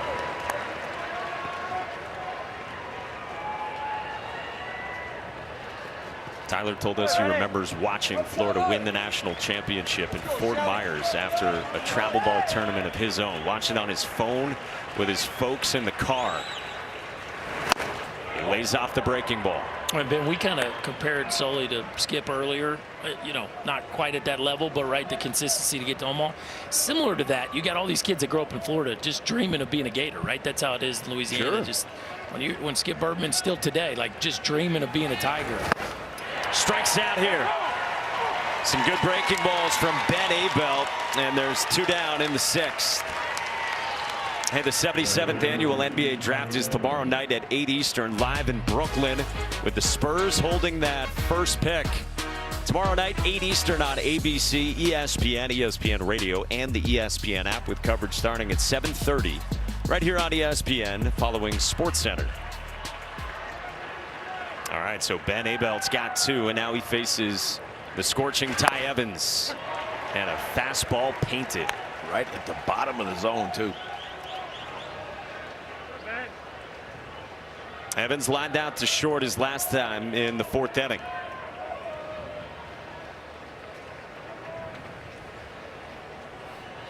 Abel's 0-1. Chopper foul, 0-2. I mean, Berkey, you said it. Like, whatever the numbers say about the splits, Kirk Saarloos trusts this freshman to be on the mound and have the ball in his hand right now. Yeah, it's like whatever your numbers are against lefties, you haven't seen this lefty. Yeah. So and it's different. My guy. You know, lately, I mean, look at what he's done in the NCAA tournament. Pitching to a 1.64 ERA is Abel. His 0-2. And on the hands, a slow roller at Taylor. Inning over. Ben Abel delivers again for the Horned Frogs and keeps them within 1 in Omaha. TCU is playing its 3rd straight elimination game and has to win to continue its season. And Big Ben, they've had some opportunities. Yeah, but Byrne didn't get a great read from second base. Ball fell in. He probably should have scored. He did. He's out at home plate. Then a bases loaded, only 1 out situation. Slater with a big punch out right there. Bases still loaded with 2 out and a weak fly ball. So TCU left the bases loaded and had bases loaded with just 1 out. But Ryan Slater from Florida, the reliever, was just too good. That's where we sit right now. The Gators up 2-1. And Slater out there for the bottom of the 6th with that 1-run lead. Kirk Saarloos, another embrace with his freshman starter today, Cole Klecker. Freshman shortstop Anthony Silva leads off 7-8-9 for TCU. With Silva 0 for 2 with a strikeout and a ground out to second. Silva, San Antonio native, 2nd team Big 12 this year. Invited to training camp for the USA Collegiate National Team. Had a 2-hit day Sunday against Virginia, and then yesterday had a 2-run single in the 5th inning against Oral Roberts. Came in as the top 150 recruit in the country, according to Baseball America. Cole Fontenelle told us Anthony Silva is a prodigy. He's handled everything so well, being the starting shortstop as a freshman at a big-time school. The guy didn't hit well in the fall, but boy, did he turn it around here in the spring. lays off, and it's a full count against Slater. Yeah, and defensively, he's been really good here at the College World Series, too. He's got some range, too, now. Big time. And what I love is he plays with the trajectory and the velocity of his throws. He chops it at Colby Halter, who gets rid of it for the first out. Almost similar to a great quarterback. Like, he knows he's got a fastball but doesn't need to give it to you every time, right? He'll throw you like the one before. It was just a little Cal Ripken catch and flip it, right? Sometimes it's shuffle and rip it. He can throw from different arm angles. He's gone up the middle and made some special plays for us. He's got a real feel for the position. That play he made in day one, first game, that was outstanding. Kirk Saarloos told us he was speechless at the play Anthony Silva made. Logan Maxwell now takes down ball one from Slater. They're different types of shortstops. With, you know, Ben played with one of the greats of all time, Cal Ripken, who almost never threw it as hard as he could. Right. It was a flip almost every time.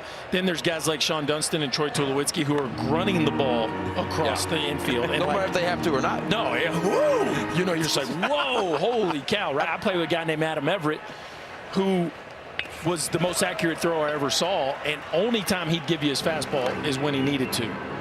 And again, played against David Eckstein, who everybody just nicknamed Just Enough, right? Whatever it was, he had just enough to get you out.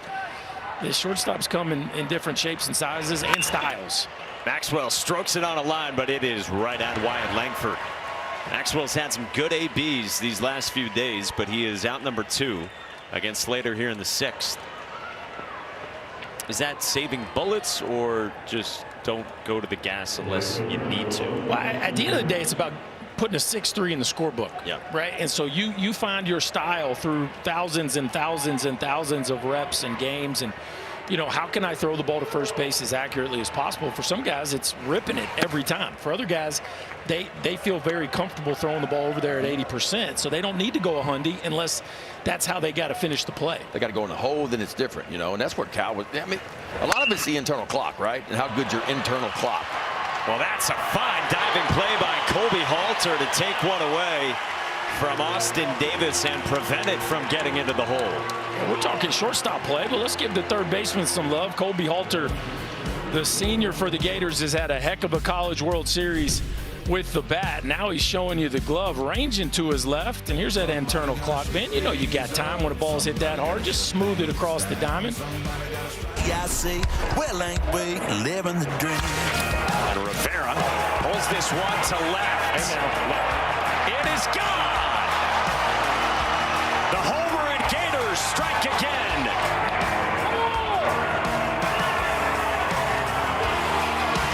They're the number 2 overall seed, and they're 1 win away from the College World Series Finals. Josh Rivera with that 2-run shot in the first, and it's a 2-1 lead for the Gators on the Horned Frogs of TCU as we start the 7th with Danny Wexelman, Ben McDonald, and Chris Burke. I'm Mike Monaco, our entire crew behind the scenes. 9-1-2 for Florida, looking for more, beginning with Colby Halter, who really has had, as you said, a nice College World Series. He has. Kind of got put on the shelf a little bit down the stretch. They were going with Dale Thomas there for a period of time, but once this flipped to tournament time, Sully went back with Halter, and he has delivered. He's facing Ben Abel, who is just pounding the zone. He's been making it a habit of getting to 0-2. Yeah, mostly fastballs. A few breaking balls here and there. The freshman left-hander with a 1-2. Dotted. 92 at the kneecaps. 3rd K for Ben Abel. Oh, and he has been wearing out the bottom part of the strike zone, too. There's a difference between a strike and a quality strike, and this, my friends, is a quality strike. Down and away, and you could see where Bowen was the catcher. Look where he's set up, and that ball is delivered exactly where Bowen's on the outside, says big lefty. Crossfire it right here, and he does. Now Cade Curlin, the Florida leadoff man, who's 0 for 3 with a couple of ground outs and a flyout. This feels like a big spot in the lineup for Florida. If Curlin can get on, which he hasn't done as much of here down the stretch as maybe he did in the first half of the season, that changes the tune for Wyatt Langford and Jack Caglianone. Fastball just misses in 1-1. Yeah, Abel's about to roll through the meat of it here. Langford and Caglianone loom. Abel's 1-1 behind Cade Kurland, 2-1. That's one. Kurland, I think, was just fine with that one hitting him in the back of the calf, but it swept all the way across the zone behind him.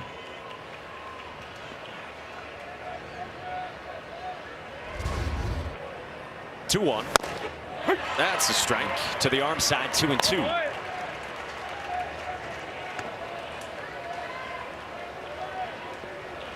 Gator country in Omaha. Abel's 2-2 pitch. Kurland fights it off. Langford on deck, 424 against left-handers. You talk about a big at bat right here. Can Abel keep the bases empty in front of the Florida slugger? 2-2. Yes, he can. Back-to-back Ks for Ben Abel, who's punched out 4 of the 6 that he's faced. It's kind of like Chris Sale right here. Oh, arm slot, stepping across your body, using both sides of the plate. Punched out halter. And he gets Kurland looking as well, and a heater right on the inside part. And so here is the lefty mashing, as Berkey told you, Wyatt Langford. The Florida superstar waits and takes a fastball in her third for strike 1. No fear there. Just paint right on the inner third. Great way to start the at-bat for a pitcher, right? That sets everything else up. With Jack Caglianone next for Florida. Abel's 0-1, and Ben, everything is down in the zone. Yeah, and I like that for him early, but I think he's got the kind of arm that occasionally, if he can learn to get, with 2 strikes, 0-2, 1-2, change the eye level a little bit, because hitters get used to seeing everything down, down, down. You like that, right? But when I change the eye zone and go up a little bit for you, then I come back down. Sometimes it's more difficult for you to make the adjustment. Well, and what I would say about Langford, he knows how to get below the baseball, right? Like, he's a guy that can get below a fastball down and launch one out of here. So you definitely need to change his eye level. Breaking ball to the back door. Same one he tried to throw Heyman earlier. That's so good. Ball out of the hand, just works it right back over the outside part. 2-2. Down and a full count on Wyatt Langford. All right, so he's only thrown 2 tight. Well, he threw 1 fastball away, but it's mostly fastball in and the backdoor breaking ball. So where do you go here? You go to the breaking ball here? I think whatever you have the most, if you could get a fastball to the inside part of the plate and down, I like it here. But what do you have more confidence in? Fastball, and Langford tags it to center, and Eli Nunez. It never got there. It never got to the inside part. It was right in the heart of the plate, but it worked out. Wyatt Langford is destructive with a bat in his hands, and it felt like he nearly got it. Kate Fisher comes on for Florida against the top of the TCU lineup, beginning with Eli Nunez. And Fisher's been used a ton here in the postseason. He got the final 4 outs on 25 pitches Sunday against Oral Roberts. Yeah, another freshman making his 25th appearance, undefeated. 41 punch outs, 12 walks, and 43 in a third. Well, Ryan Slater was outstanding. So Florida goes to their second reliever. Slater 1 2/3, only 1 hit, no runs. It's up to Cade Fisher now. And boys, Florida's all in here. Like I mean, you're winning. You obviously have to be. Like you've gone Slater, not too much where he couldn't pitch tomorrow. Now you're Fisher. Neely's down there with the ball in his hand. These are the same guys you would assume would get the ball. I guess Sproat would probably be next in line to start it, but you would probably be working with limited bullets, wouldn't you think, Ben? I would think so. It would be 5 days rest for Brandon Sproat. But you got a 2-1 lead, Yeah, you got to go for it. Win the ball game. That's right. That's right. Take your dudes and go out there and win the ball game. 1-2 pitch to Nunez, and he chases Cade Fisher to the breaking ball for a strikeout and out number 1. Cade Fisher got a pretty good fastball. But like some of the others too, his breaking ball, this lefty-on-lefty matchup is very difficult. In the zone and just works it right off the outside part. Well done by Cade Fisher.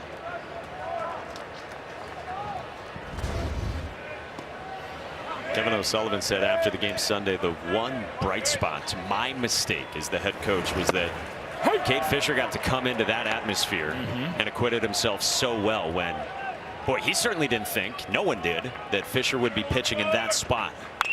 Carson Bowen on the ground is short, and Josh Rivera for out number 2.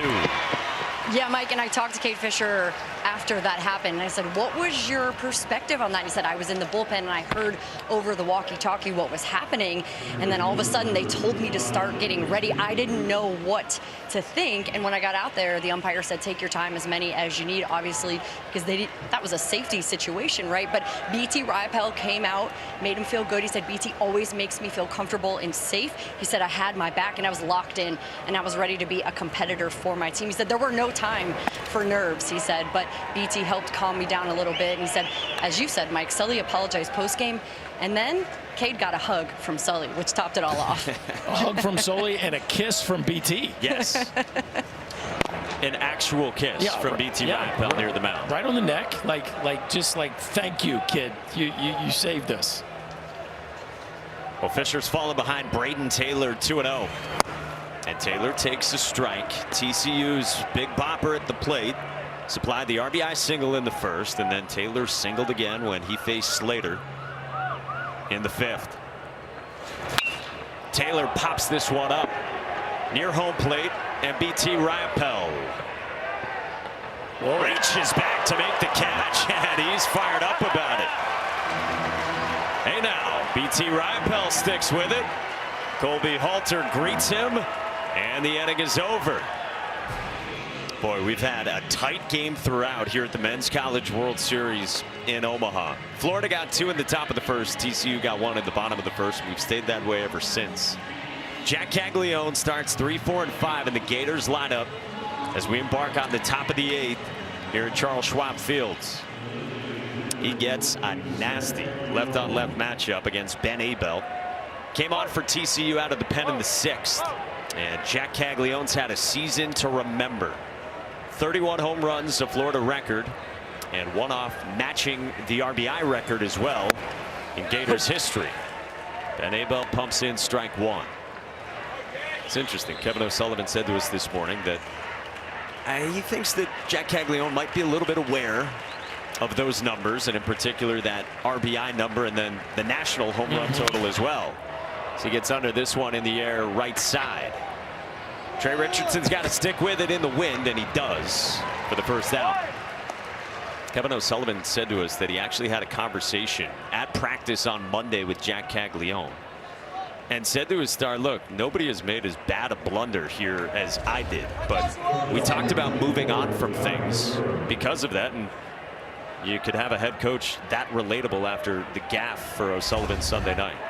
There's not a great head coach anywhere that hadn't stood in front of their team and apologized for something at some point, right? Either the way you treated somebody, or a tactical error, or maybe a lack in your preparation that you felt like cost your team a game. I think all the great ones are great examples of saying I messed up, but like then owning it and then coming up with a new process, right? Sully talked about what's our new process going to be? How are we going to fix it moving forward, which is the right problem-solving tactics. It's all about building trust with your players, right? And when you mess it up, you stand up front and you tell them you messed it up, and that builds respect.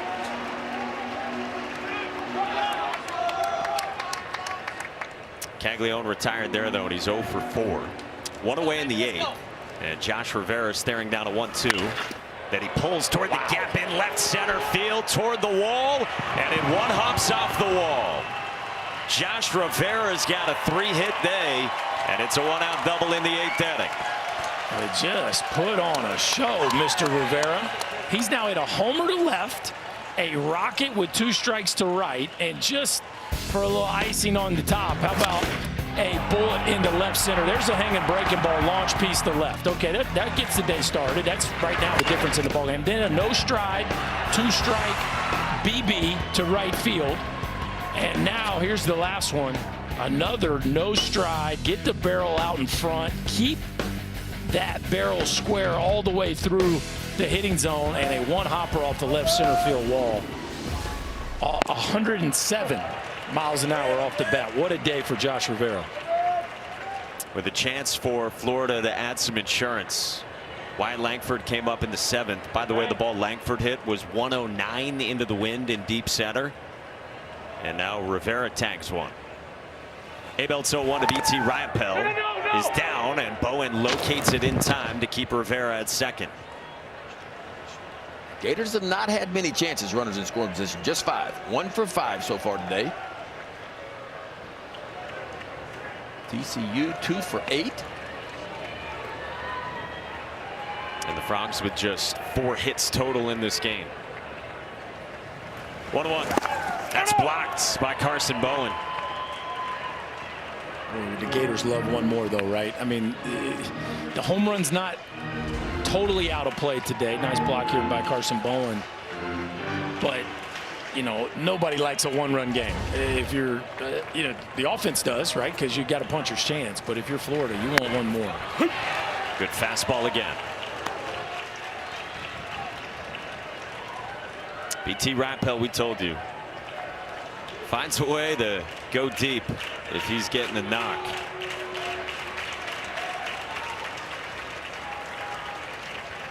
Ben Abel's 2-2. Is a fastball for strike 3 called. How good is this guy? Big Ben's doing it now. He is doing it, and he's doing it mostly with the fastball. And he is just commanding both sides of the plate.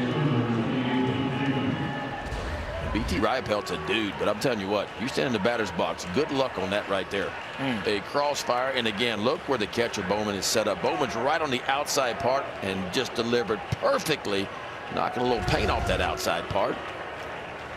So Abel has struck out Riopel twice, and now he gets Luke Heyman again, and this time he starts him with a breaking ball. I'll tell you what, though, this is part 2 of what was a great matchup the first time around, right? This is a guy that if you're in the Gator dugout, you like your chances. This kid's been really locked in today. With Rivera at second and 2 outs. Another breaking ball. And a couple to start from Ben Abel, getting his second look at Luke Heyman in this freshman-on-freshman matchup here in the late innings. Heyman handled the breaking ball away, and then the fastball in, and then he turned on it for a pull-side single. 1-1. Heyman on the screws to center, but right at Eli Nunez. Ben Abel walks the tightrope and keeps this a 1-run game for the Frogs.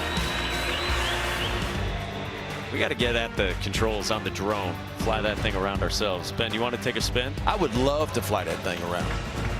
It's about the size of Tide Walker's airplane that I got on one time, that drone. What about riding that boat? That'd be fun. Where would you take the drone if you had free reign around here? Well, I think I would just go all over the ballpark. Go out, maybe over by Rocco's and see how the bar scene's doing out that way. Maybe fly it into Rocco's while they're doing jello shots and just work my way back out. You already got that experience, didn't you? You need a drone shot of it too? Well, no, I don't say I want to go in there. I'm going to send the drone in. This is the bottom of the 8th with TCU batting. They've got 6 outs left to play with. Down a run against Cade Fisher. Cole Fontenelle hits it on the ground to short, and Josh Rivera throws him out. So Fisher dispatches the TCU cleanup man down to Danny Wexelman. Yeah, guys, so in that break, they were playing Country Roads, right? The West Virginia song. That's the song that's played after West Virginia wins their games. And we remember that TCU was swept by West Virginia. So in the dugout just now, Kirk Saarloos yelling at his team saying, hey, isn't this something? How about this timing? They're playing this song, and we got swept by West Virginia. Guess what they did after that? That was the Dallas Baptist game where Carson Bowen hit a grand slam and turned their whole season around, guys. Yeah, Kirk Saarloos hoping to push any button he can, Daddy, here with time ticking. Look who's coming in for Florida, Brandon Neely, the All-American closer.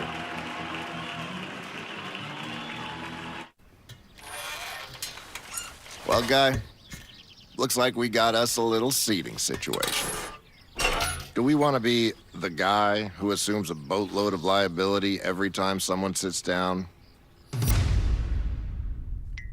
Or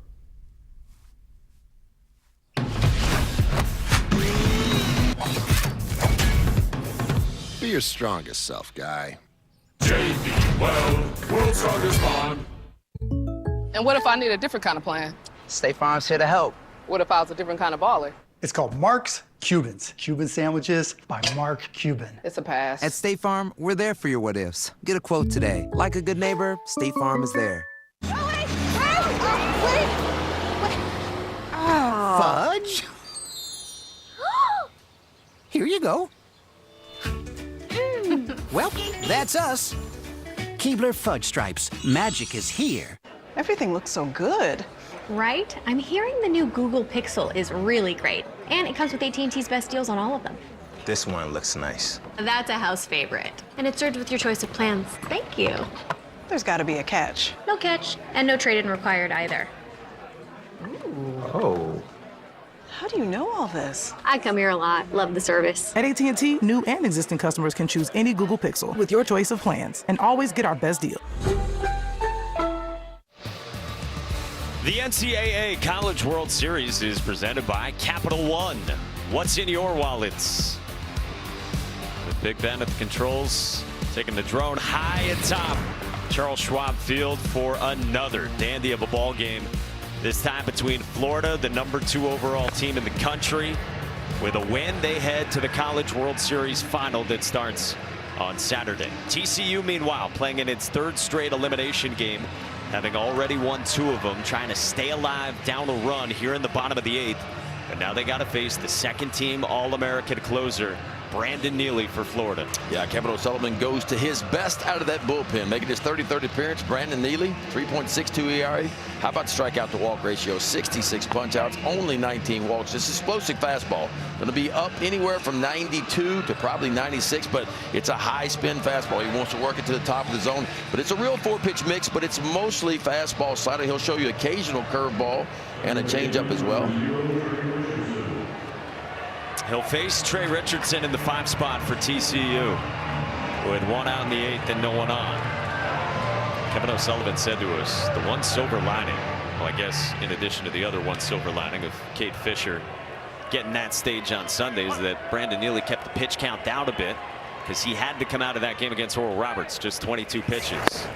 So he starts with a knee-high strike 1 at 94 to Trey Richardson, who's walked, bounced into a double play, and struck out. Richardson lays off the breaking ball.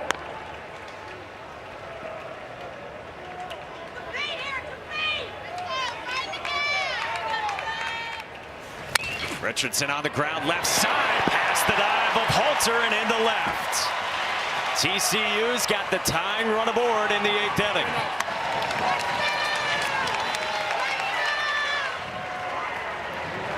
Back-to-back breaking balls. A little surprised he didn't go back to the heater. And not necessarily a rocket, but perfectly placed in the 6-hole. Breaking ball that just caught too much of the plate. Halter did all that he could to try to take that base hit away. And TCU doesn't have a lot of outs to play with, but they do bring the go-ahead run to the plate. And how aggressive will they be on the bases? Richardson, their best stolen base threat, 24 bags on the year. Make it 25. And Curtis Byrne at the plate. Byrne with another shot at redemption for him. He got thrown out at the plate in the 4th and then popped out to second in the 5th when TCU had the bases loaded, and it ended that frame. Good little matchup right here with Richardson and Neely. Neely not necessarily quick to the plate. Florida always does a nice job of holding runners, but there's a good slide step. 0-2 on Byrne. Impressive there, right? That was a different move than you normally see from Neely. Held and then slide step. That's almost impossible to run on. It was something that Kevin O'Sullivan went over this morning with Jack Caglianone, knowing how TCU likes to run. If you haven't watched TCU yet, they take their leads differently than maybe the majority of teams do. Yeah, they call it the momentum run game, right? And so they try to steal second the way you would normally see people try to steal third, which is keep your feet moving, shorter primary lead, then extend, extend, extend, and they try to roll into their steal break.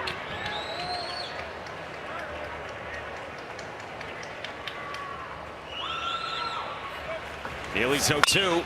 And Byrne fights it off foul. Yeah, Neely's doing a good job. See how he made him just kind of settle at the end? And the key to that with the pitch clock is making sure you get set early as a pitcher. Like, I don't want to get set late because I don't have an opportunity to hold the ball. But if you watch Neely, he's getting set. Just about 14 seconds left, so he has the ability. So it's counting down now. It's at 17, 16. He's already set. So now he can hold as long as he wants to. So he delays for about 6 seconds there, and Richardson doesn't go. Which is smart. 0-2 is a terrible pitch to run on as a base stealer because they can pitch out, which that was essentially a pitch out. And so you want to let the count unfold. To me, 2-2 is the best time to go because it's a high breaking ball count. But if it is a fastball, you know your hitter's going to protect you. I would wait one more if I was Richardson and give it a go on 2-2. He checks on Trey Richardson. Richardson's a little different than Nunez in that he kind of he builds his lead, but then he finally gets to a sticking place. But as he gets there, he still keeps both feet moving. Watch, he's going to build, and then he's going to keep his feet moving. 1-2, and this is squibbed. Fair ball up the line, and Neely tumbling. He got back to got it. the out. He's out. 2 gone.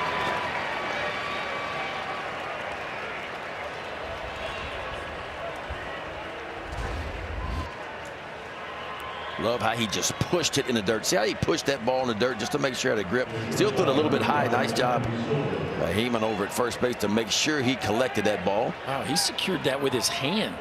At the end of it, this ball is in his hand. Like that ball kind of, look, it's in it. Like that ball almost kind of rattled out of his glove, but he's secured. This is a catcher right here for you. Look, that ball kind of gets to his hand. But a catcher not afraid to take a hit there at first base. You like that from the freshman. And now Anthony Silva pulls it in the air, left center field. Shelnutt's on the move, and they can't get there. Richardson scores, and this game is tied.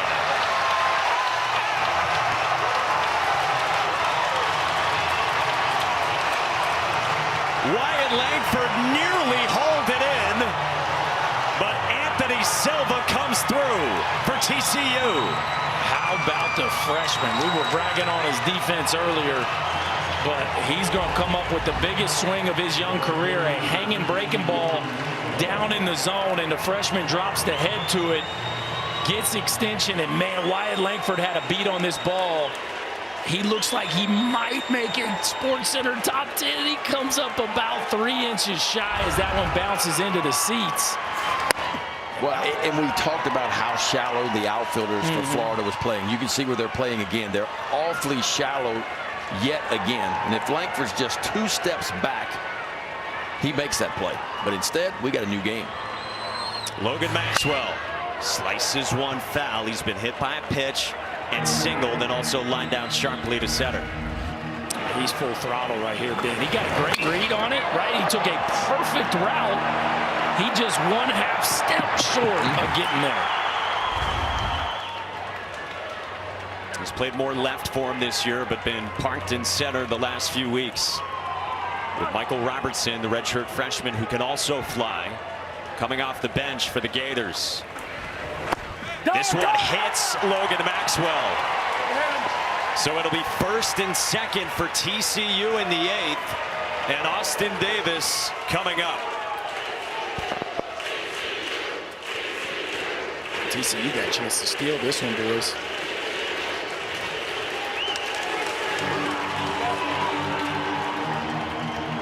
How about the resilience of TCU?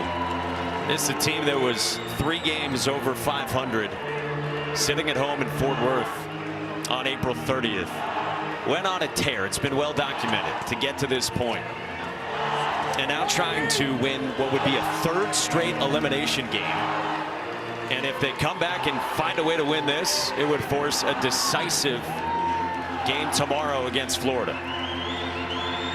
Well, and give the pitching staff all the credit, right? A 2 spot in the 1st, and then 7 straight zeros to give your offense a chance to finally make a run. Yeah, this pitching staff for TCU here in the College World Series, they have been outstanding.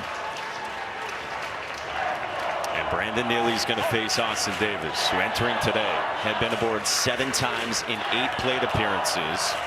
Yet to reach today. First pitch is strike 1 to the guy they call Prime Time. Carries himself with a confidence. 5th-year senior, transferred in from West Virginia, and has fit perfectly for the Frogs. Silva and Maxwell aboard. Nothing at 2.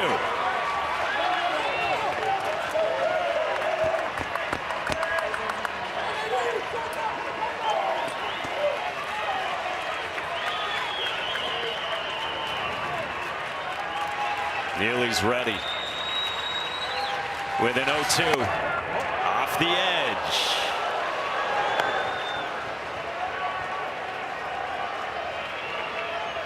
Austin Davis has it written on his hat and his helmet.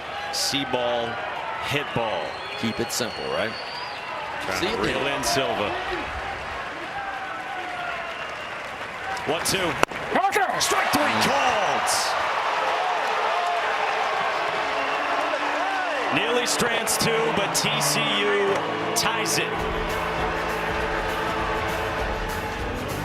Biggest swing of the career for Anthony Silva. The freshman, tantalizing with talent, sent it just out of the reach of Wyatt Langford. And we are tied in Omaha to the 9th. TCU, meanwhile, has tied this game as we go to the 9th. And Ben Abel has been a stud on the bump for the Horned Frogs. Boy, has he ever. Now he's starting to collect some pitches. He's up to 52 pitches now. He's facing 7, 8, and 9 for the Gators, starting with Tyler Shelnut, who's 1 for 3 with a single. Fouled back 1-1. That time at 89. Can the Gators produce some offense that doesn't consist of a homer? I mean, it's been really feast or famine. They do have 8 base hits in the ball game, right? But the only runs coming off the 2-run homer by Rivera in the first. Good breaking ball. Well, what TCU has done really well, they've done a lot well on the mound, but they've gotten the first batter of every inning out 2 out of 8 times, right? So when you do that and collect that first out, the first batter that steps in the box, you get those guys out right away. The chance of that team scoring goes way down. So it's not been a lot of traffic for Florida. 6 of 8. Yeah. We wouldn't like 2 of 8. They've got the leadoff guy on Florida has 2 of 8. 2 of 8 times. There we go. There we go. 2 of 8. Not 6, 2. We're all aligned. 2 balls and 2 strikes. Tyler Shelnut. That's down and in. Full count. And Ben, you mentioned the pitch count. Worth monitoring for Ben Abel, who did go 65 and 64 in a couple of outings in the NCAA tournament, but hasn't gone longer than that since going 68 in late April. His 57th is lifted foul by Shelnut.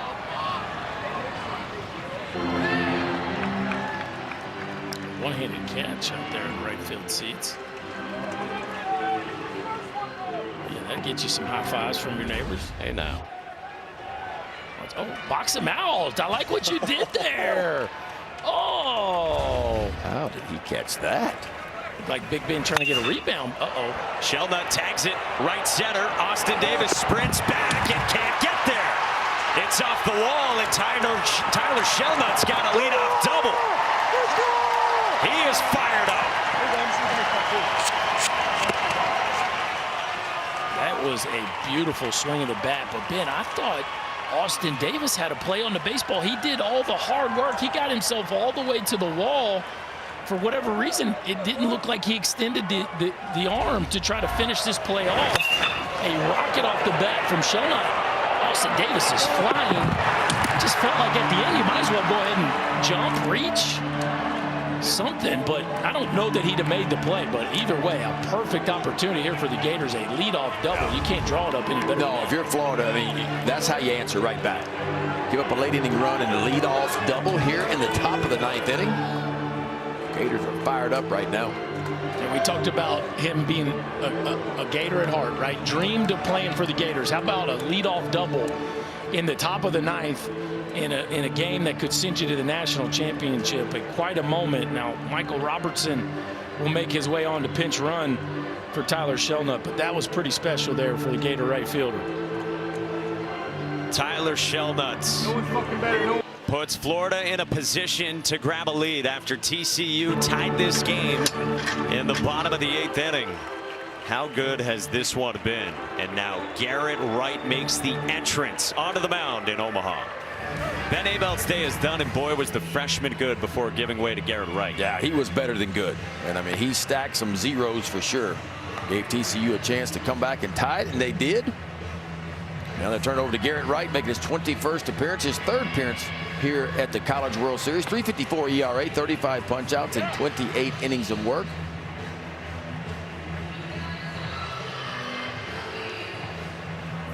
Average fastball velo 94 here for Wright, so it's a power arm, and Ben Abel was special today, huh? 3+ innings, no walks for the freshman left-hander, and 5 punch-outs. And now gives way to Garrett Wright, 2nd team Big 12, ready to face the 8 spots in the Florida lineup that has Dale Thomas getting ready to pinch hit for Ty Evans, who hadn't got aboard yet in this game. And Thomas has been really good as a pinch hitter this season for the Gators. Yeah, but I think the goal for Thomas here will be to lay one down. Saw him do this in the Super Regional. Pinch hitting's hard. Pinch bunting might be harder. Yeah. Like, you got one job, right? You've been sitting over there in the dugout all game. You got to hop in here off a plus arm and lay down a bunt in a monster situation. We'll see how TCU defends this too. Would you put the wheel on here? What would you do here, Ben? Well, one thing I'm going to definitely do is I'm going to get my first baseman in tight. Really, really tight. And if the ball's bunted hard back to him, you got to try to collect the out over at third base. He's not tight, Ben. He ain't coming, is he? Thomas squares. They throw to second. Oh, they made that close on Michael Robertson. Well, timing play to start. So, pickoff play first. A little inside move, yeah, excuse me, yeah. And then will they put the wheel on, or would be the old bunt play number 2? Dale Thomas with 1 sack bunt this season. He squares. And that's called strike 1. Dale Thomas didn't like it. I think he has a beef. That ball looked like it was a little off. Doesn't really matter what he thinks, though. Dale Thomas, the Coastal Carolina transfer, started his career as a walk-on there. 0-1 is high from Garrett Wright. Wright pitched Sunday against Virginia, went 2 2/3, 43 pitches. Kirk Saarloos says Wright wasn't happy when he got taken out of the ball game, but knew he'd be ready if they got to the middle of this week. Thomas squares and bunts it toward first at Fontenelle. What a way!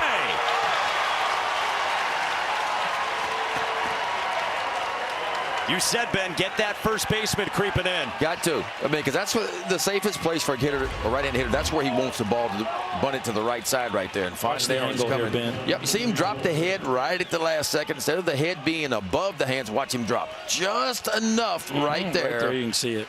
And trying to hit the top of the ball, right? Not the bottom. And got to miss on top. If you're going to miss on a bunt, you got to miss on top, not on the bottom. Berkey, you said it. It is hard to do. Drop down a bunt as a pinch hitter.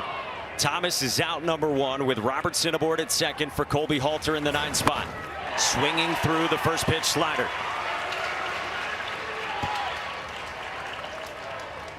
Two for 22 now. The Gators with runners in scoring position, and Colby Halter's had both of those hits in spots like these. Pulls this one in the air to right center. Austin Davis goes back onto the track and jumps up to make the catch. Robertson to third with 2 outs. That got interesting. Wow. We've now seen the ball hit the base of the wall, Oppo. Halter looked like he was a touch fooled, and that ball, even though the flags would tell you the wind's blowing straight in, that ball looked like it just kept carrying, and Davis had to go top shelf to catch that ball again at the base of the wall. Silva hits the double to the wall, ground rule double last night, like the ball all of a sudden looks like it's carrying. Davis snared it for the second out with Michael Robertson now at third. And time called before Cade Kurland bats. What we got? We declaring windup here? What we? It seems like what it is. Some conversation there. That's what. Yeah, that's what it was. So Garrett Wright is ready to face Cade Kurland. First pitch heater at 96. That's reaching back for a little extra right there. Garrett Wright said the other day, I love the big moments. I've been there since my freshman year. His 0-1 is cut on and missed, and it's 0-2 on Cade Kurland. How about a 90-mile-an-hour slider after 96 on the heater? Boy, TCU just one strike away from working out of a leadoff double by Florida. 0-2 pitch. Fouled away by Kurland. This is where you have to be careful to not be overamped and spike a breaking ball to the backstop, right? Like you want to get a strikeout, you want to run off the field, you got all this adrenaline and momentum, but you can't gift wrap a run right here with the 58-foot breaking ball. Yeah, and the freshman catcher Bowen's got to be ready. 0-2 on the ground, left side, top play in the hole. Silva gets rid of it to first, not in time. Florida leads.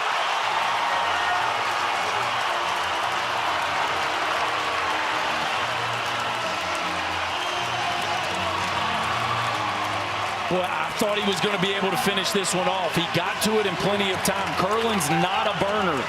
And we know Silva has the arm strength to finish this playoff. But to me, it looked like he'd lost his base. A ground ball in the 6-hole. Watch his feet here. Slips as he goes to make that throw. Can't post up on the front side. Feet come out from underneath him. And the Gators take the lead back. Cade Kurland was 1 for 14 here at the Men's College World Series, and he was down 0-2. But he gives the Gators the lead here in the ninth. Big swing from Wyatt Langford. TCU, meanwhile, will have the top of its lineup in the home half of this ninth inning. Langford a walk and a double. Swings through the slider. Eli Nunez will lead things off for TCU, followed by Carson Bowen. And then the stud, the likely first-rounder Braden Taylor, trying to continue his college career. Langford strikes out. Bowen caps the K, and Florida carries a lead to the bottom of the ninth. The Gators trying to get to the College World Series final. Anthony Silva tied the game for TCU in the bottom of the eighth, and then it looked like he might have a chance to keep it tied going to the bottom of the ninth. This is every shortstop's dream. Make a play in the hole to get your team off the field. But what you just have a hard time dealing with is when your feet come out from underneath you. Watch, he gathers. Watch him gather. Pitter-pat right here. Get your feet organized and rip it. But for whatever reason, Ben, his spikes just come out from underneath him, and he can't get anything on that throw. Man, that one's going to be hard to deal with. It's one thing if you sail it or throw it offline, right? But when your feet don't even give you a chance to finish the play, that's frustrating. It looked really odd, you know. Well, top of the lineup as promised for TCU in the bottom of the ninth, starting with Eli Nunez, who's been the table setter throughout this year. He has been a catalyst from the leadoff spot, but today he's 0 for 4, and the Horned Frogs in a third straight elimination game in another high wire act for both these teams late.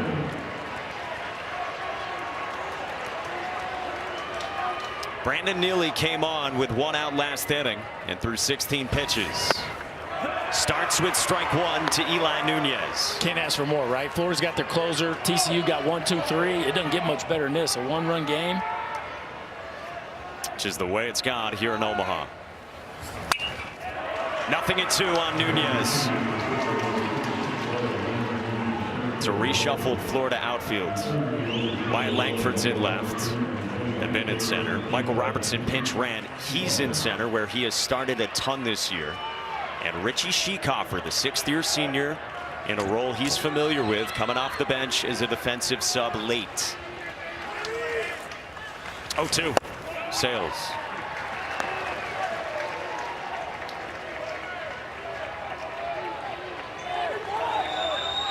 Hope hovers for the Horned Frogs. 1-2. Nunez strikes out, one gone. Well, that's the strength of Brandon Neely right there. A high fastball, has some carry through the zone. He gets ahead. He loves to expand the zone up because that fastball plays, and it just kind of stays on plane, just about letter high. And a huge first out for the Gators here in the bottom of the ninth. Brings up Carson Bowen, freshman catcher who's walked and singled in this game, also a strikeout, and that his last time was a ground out to Josh Rivera at short. First pitch on the edge, strike one. Neely's got a good energy about him right now.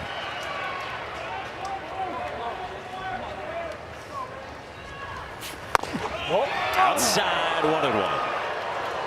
Think about Brandon Neely. He got stripped of the chance to finish a game last time, Sunday for Florida, and now it's all his down the stretch. Bowen chops it to short at Rivera. 2 gone.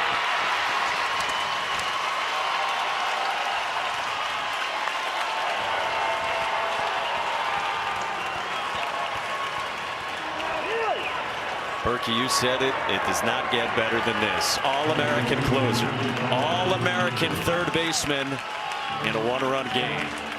Braden Taylor climbs in against Brandon Neely. And the Florida Gators trying to win their third game here at Omaha, all by 1 run. Beat Virginia 6-5. Beat Oral Roberts 5-4 and up 3-2 here with 2 outs in the bottom of the ninth. Strike one with a fastball. Taylor's had a magical season, highly touted. Now winding down his college career. 0-2.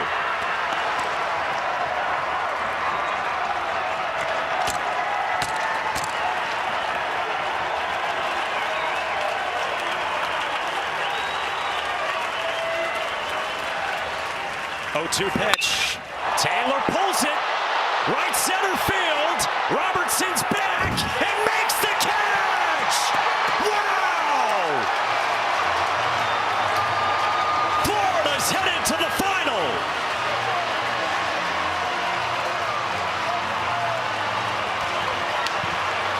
Are you kidding me? What? Well, I tell you, Kevin O'Sullivan pushing all the right buttons, right? Puts Michael Robertson in center field. And does it pay off in a huge way? Best on best. And how about Braden Taylor, 110 miles an hour off the bat, 407 feet to dead center field. And it's an F8 because Michael Robertson comes off the bench, a fastball right down Broadway. Braden Taylor cannot hit it any better than that. And watch the play, Michael Robertson, a perfect jump. And then the athleticism to finish it off, fearless. And the Gators are going to the finals. Michael Robertson had been a starter for essentially the whole year. And even when he was in an 0 for 27 and a 1 for 33, Kevin O'Sullivan, his head coach, had stuck by him.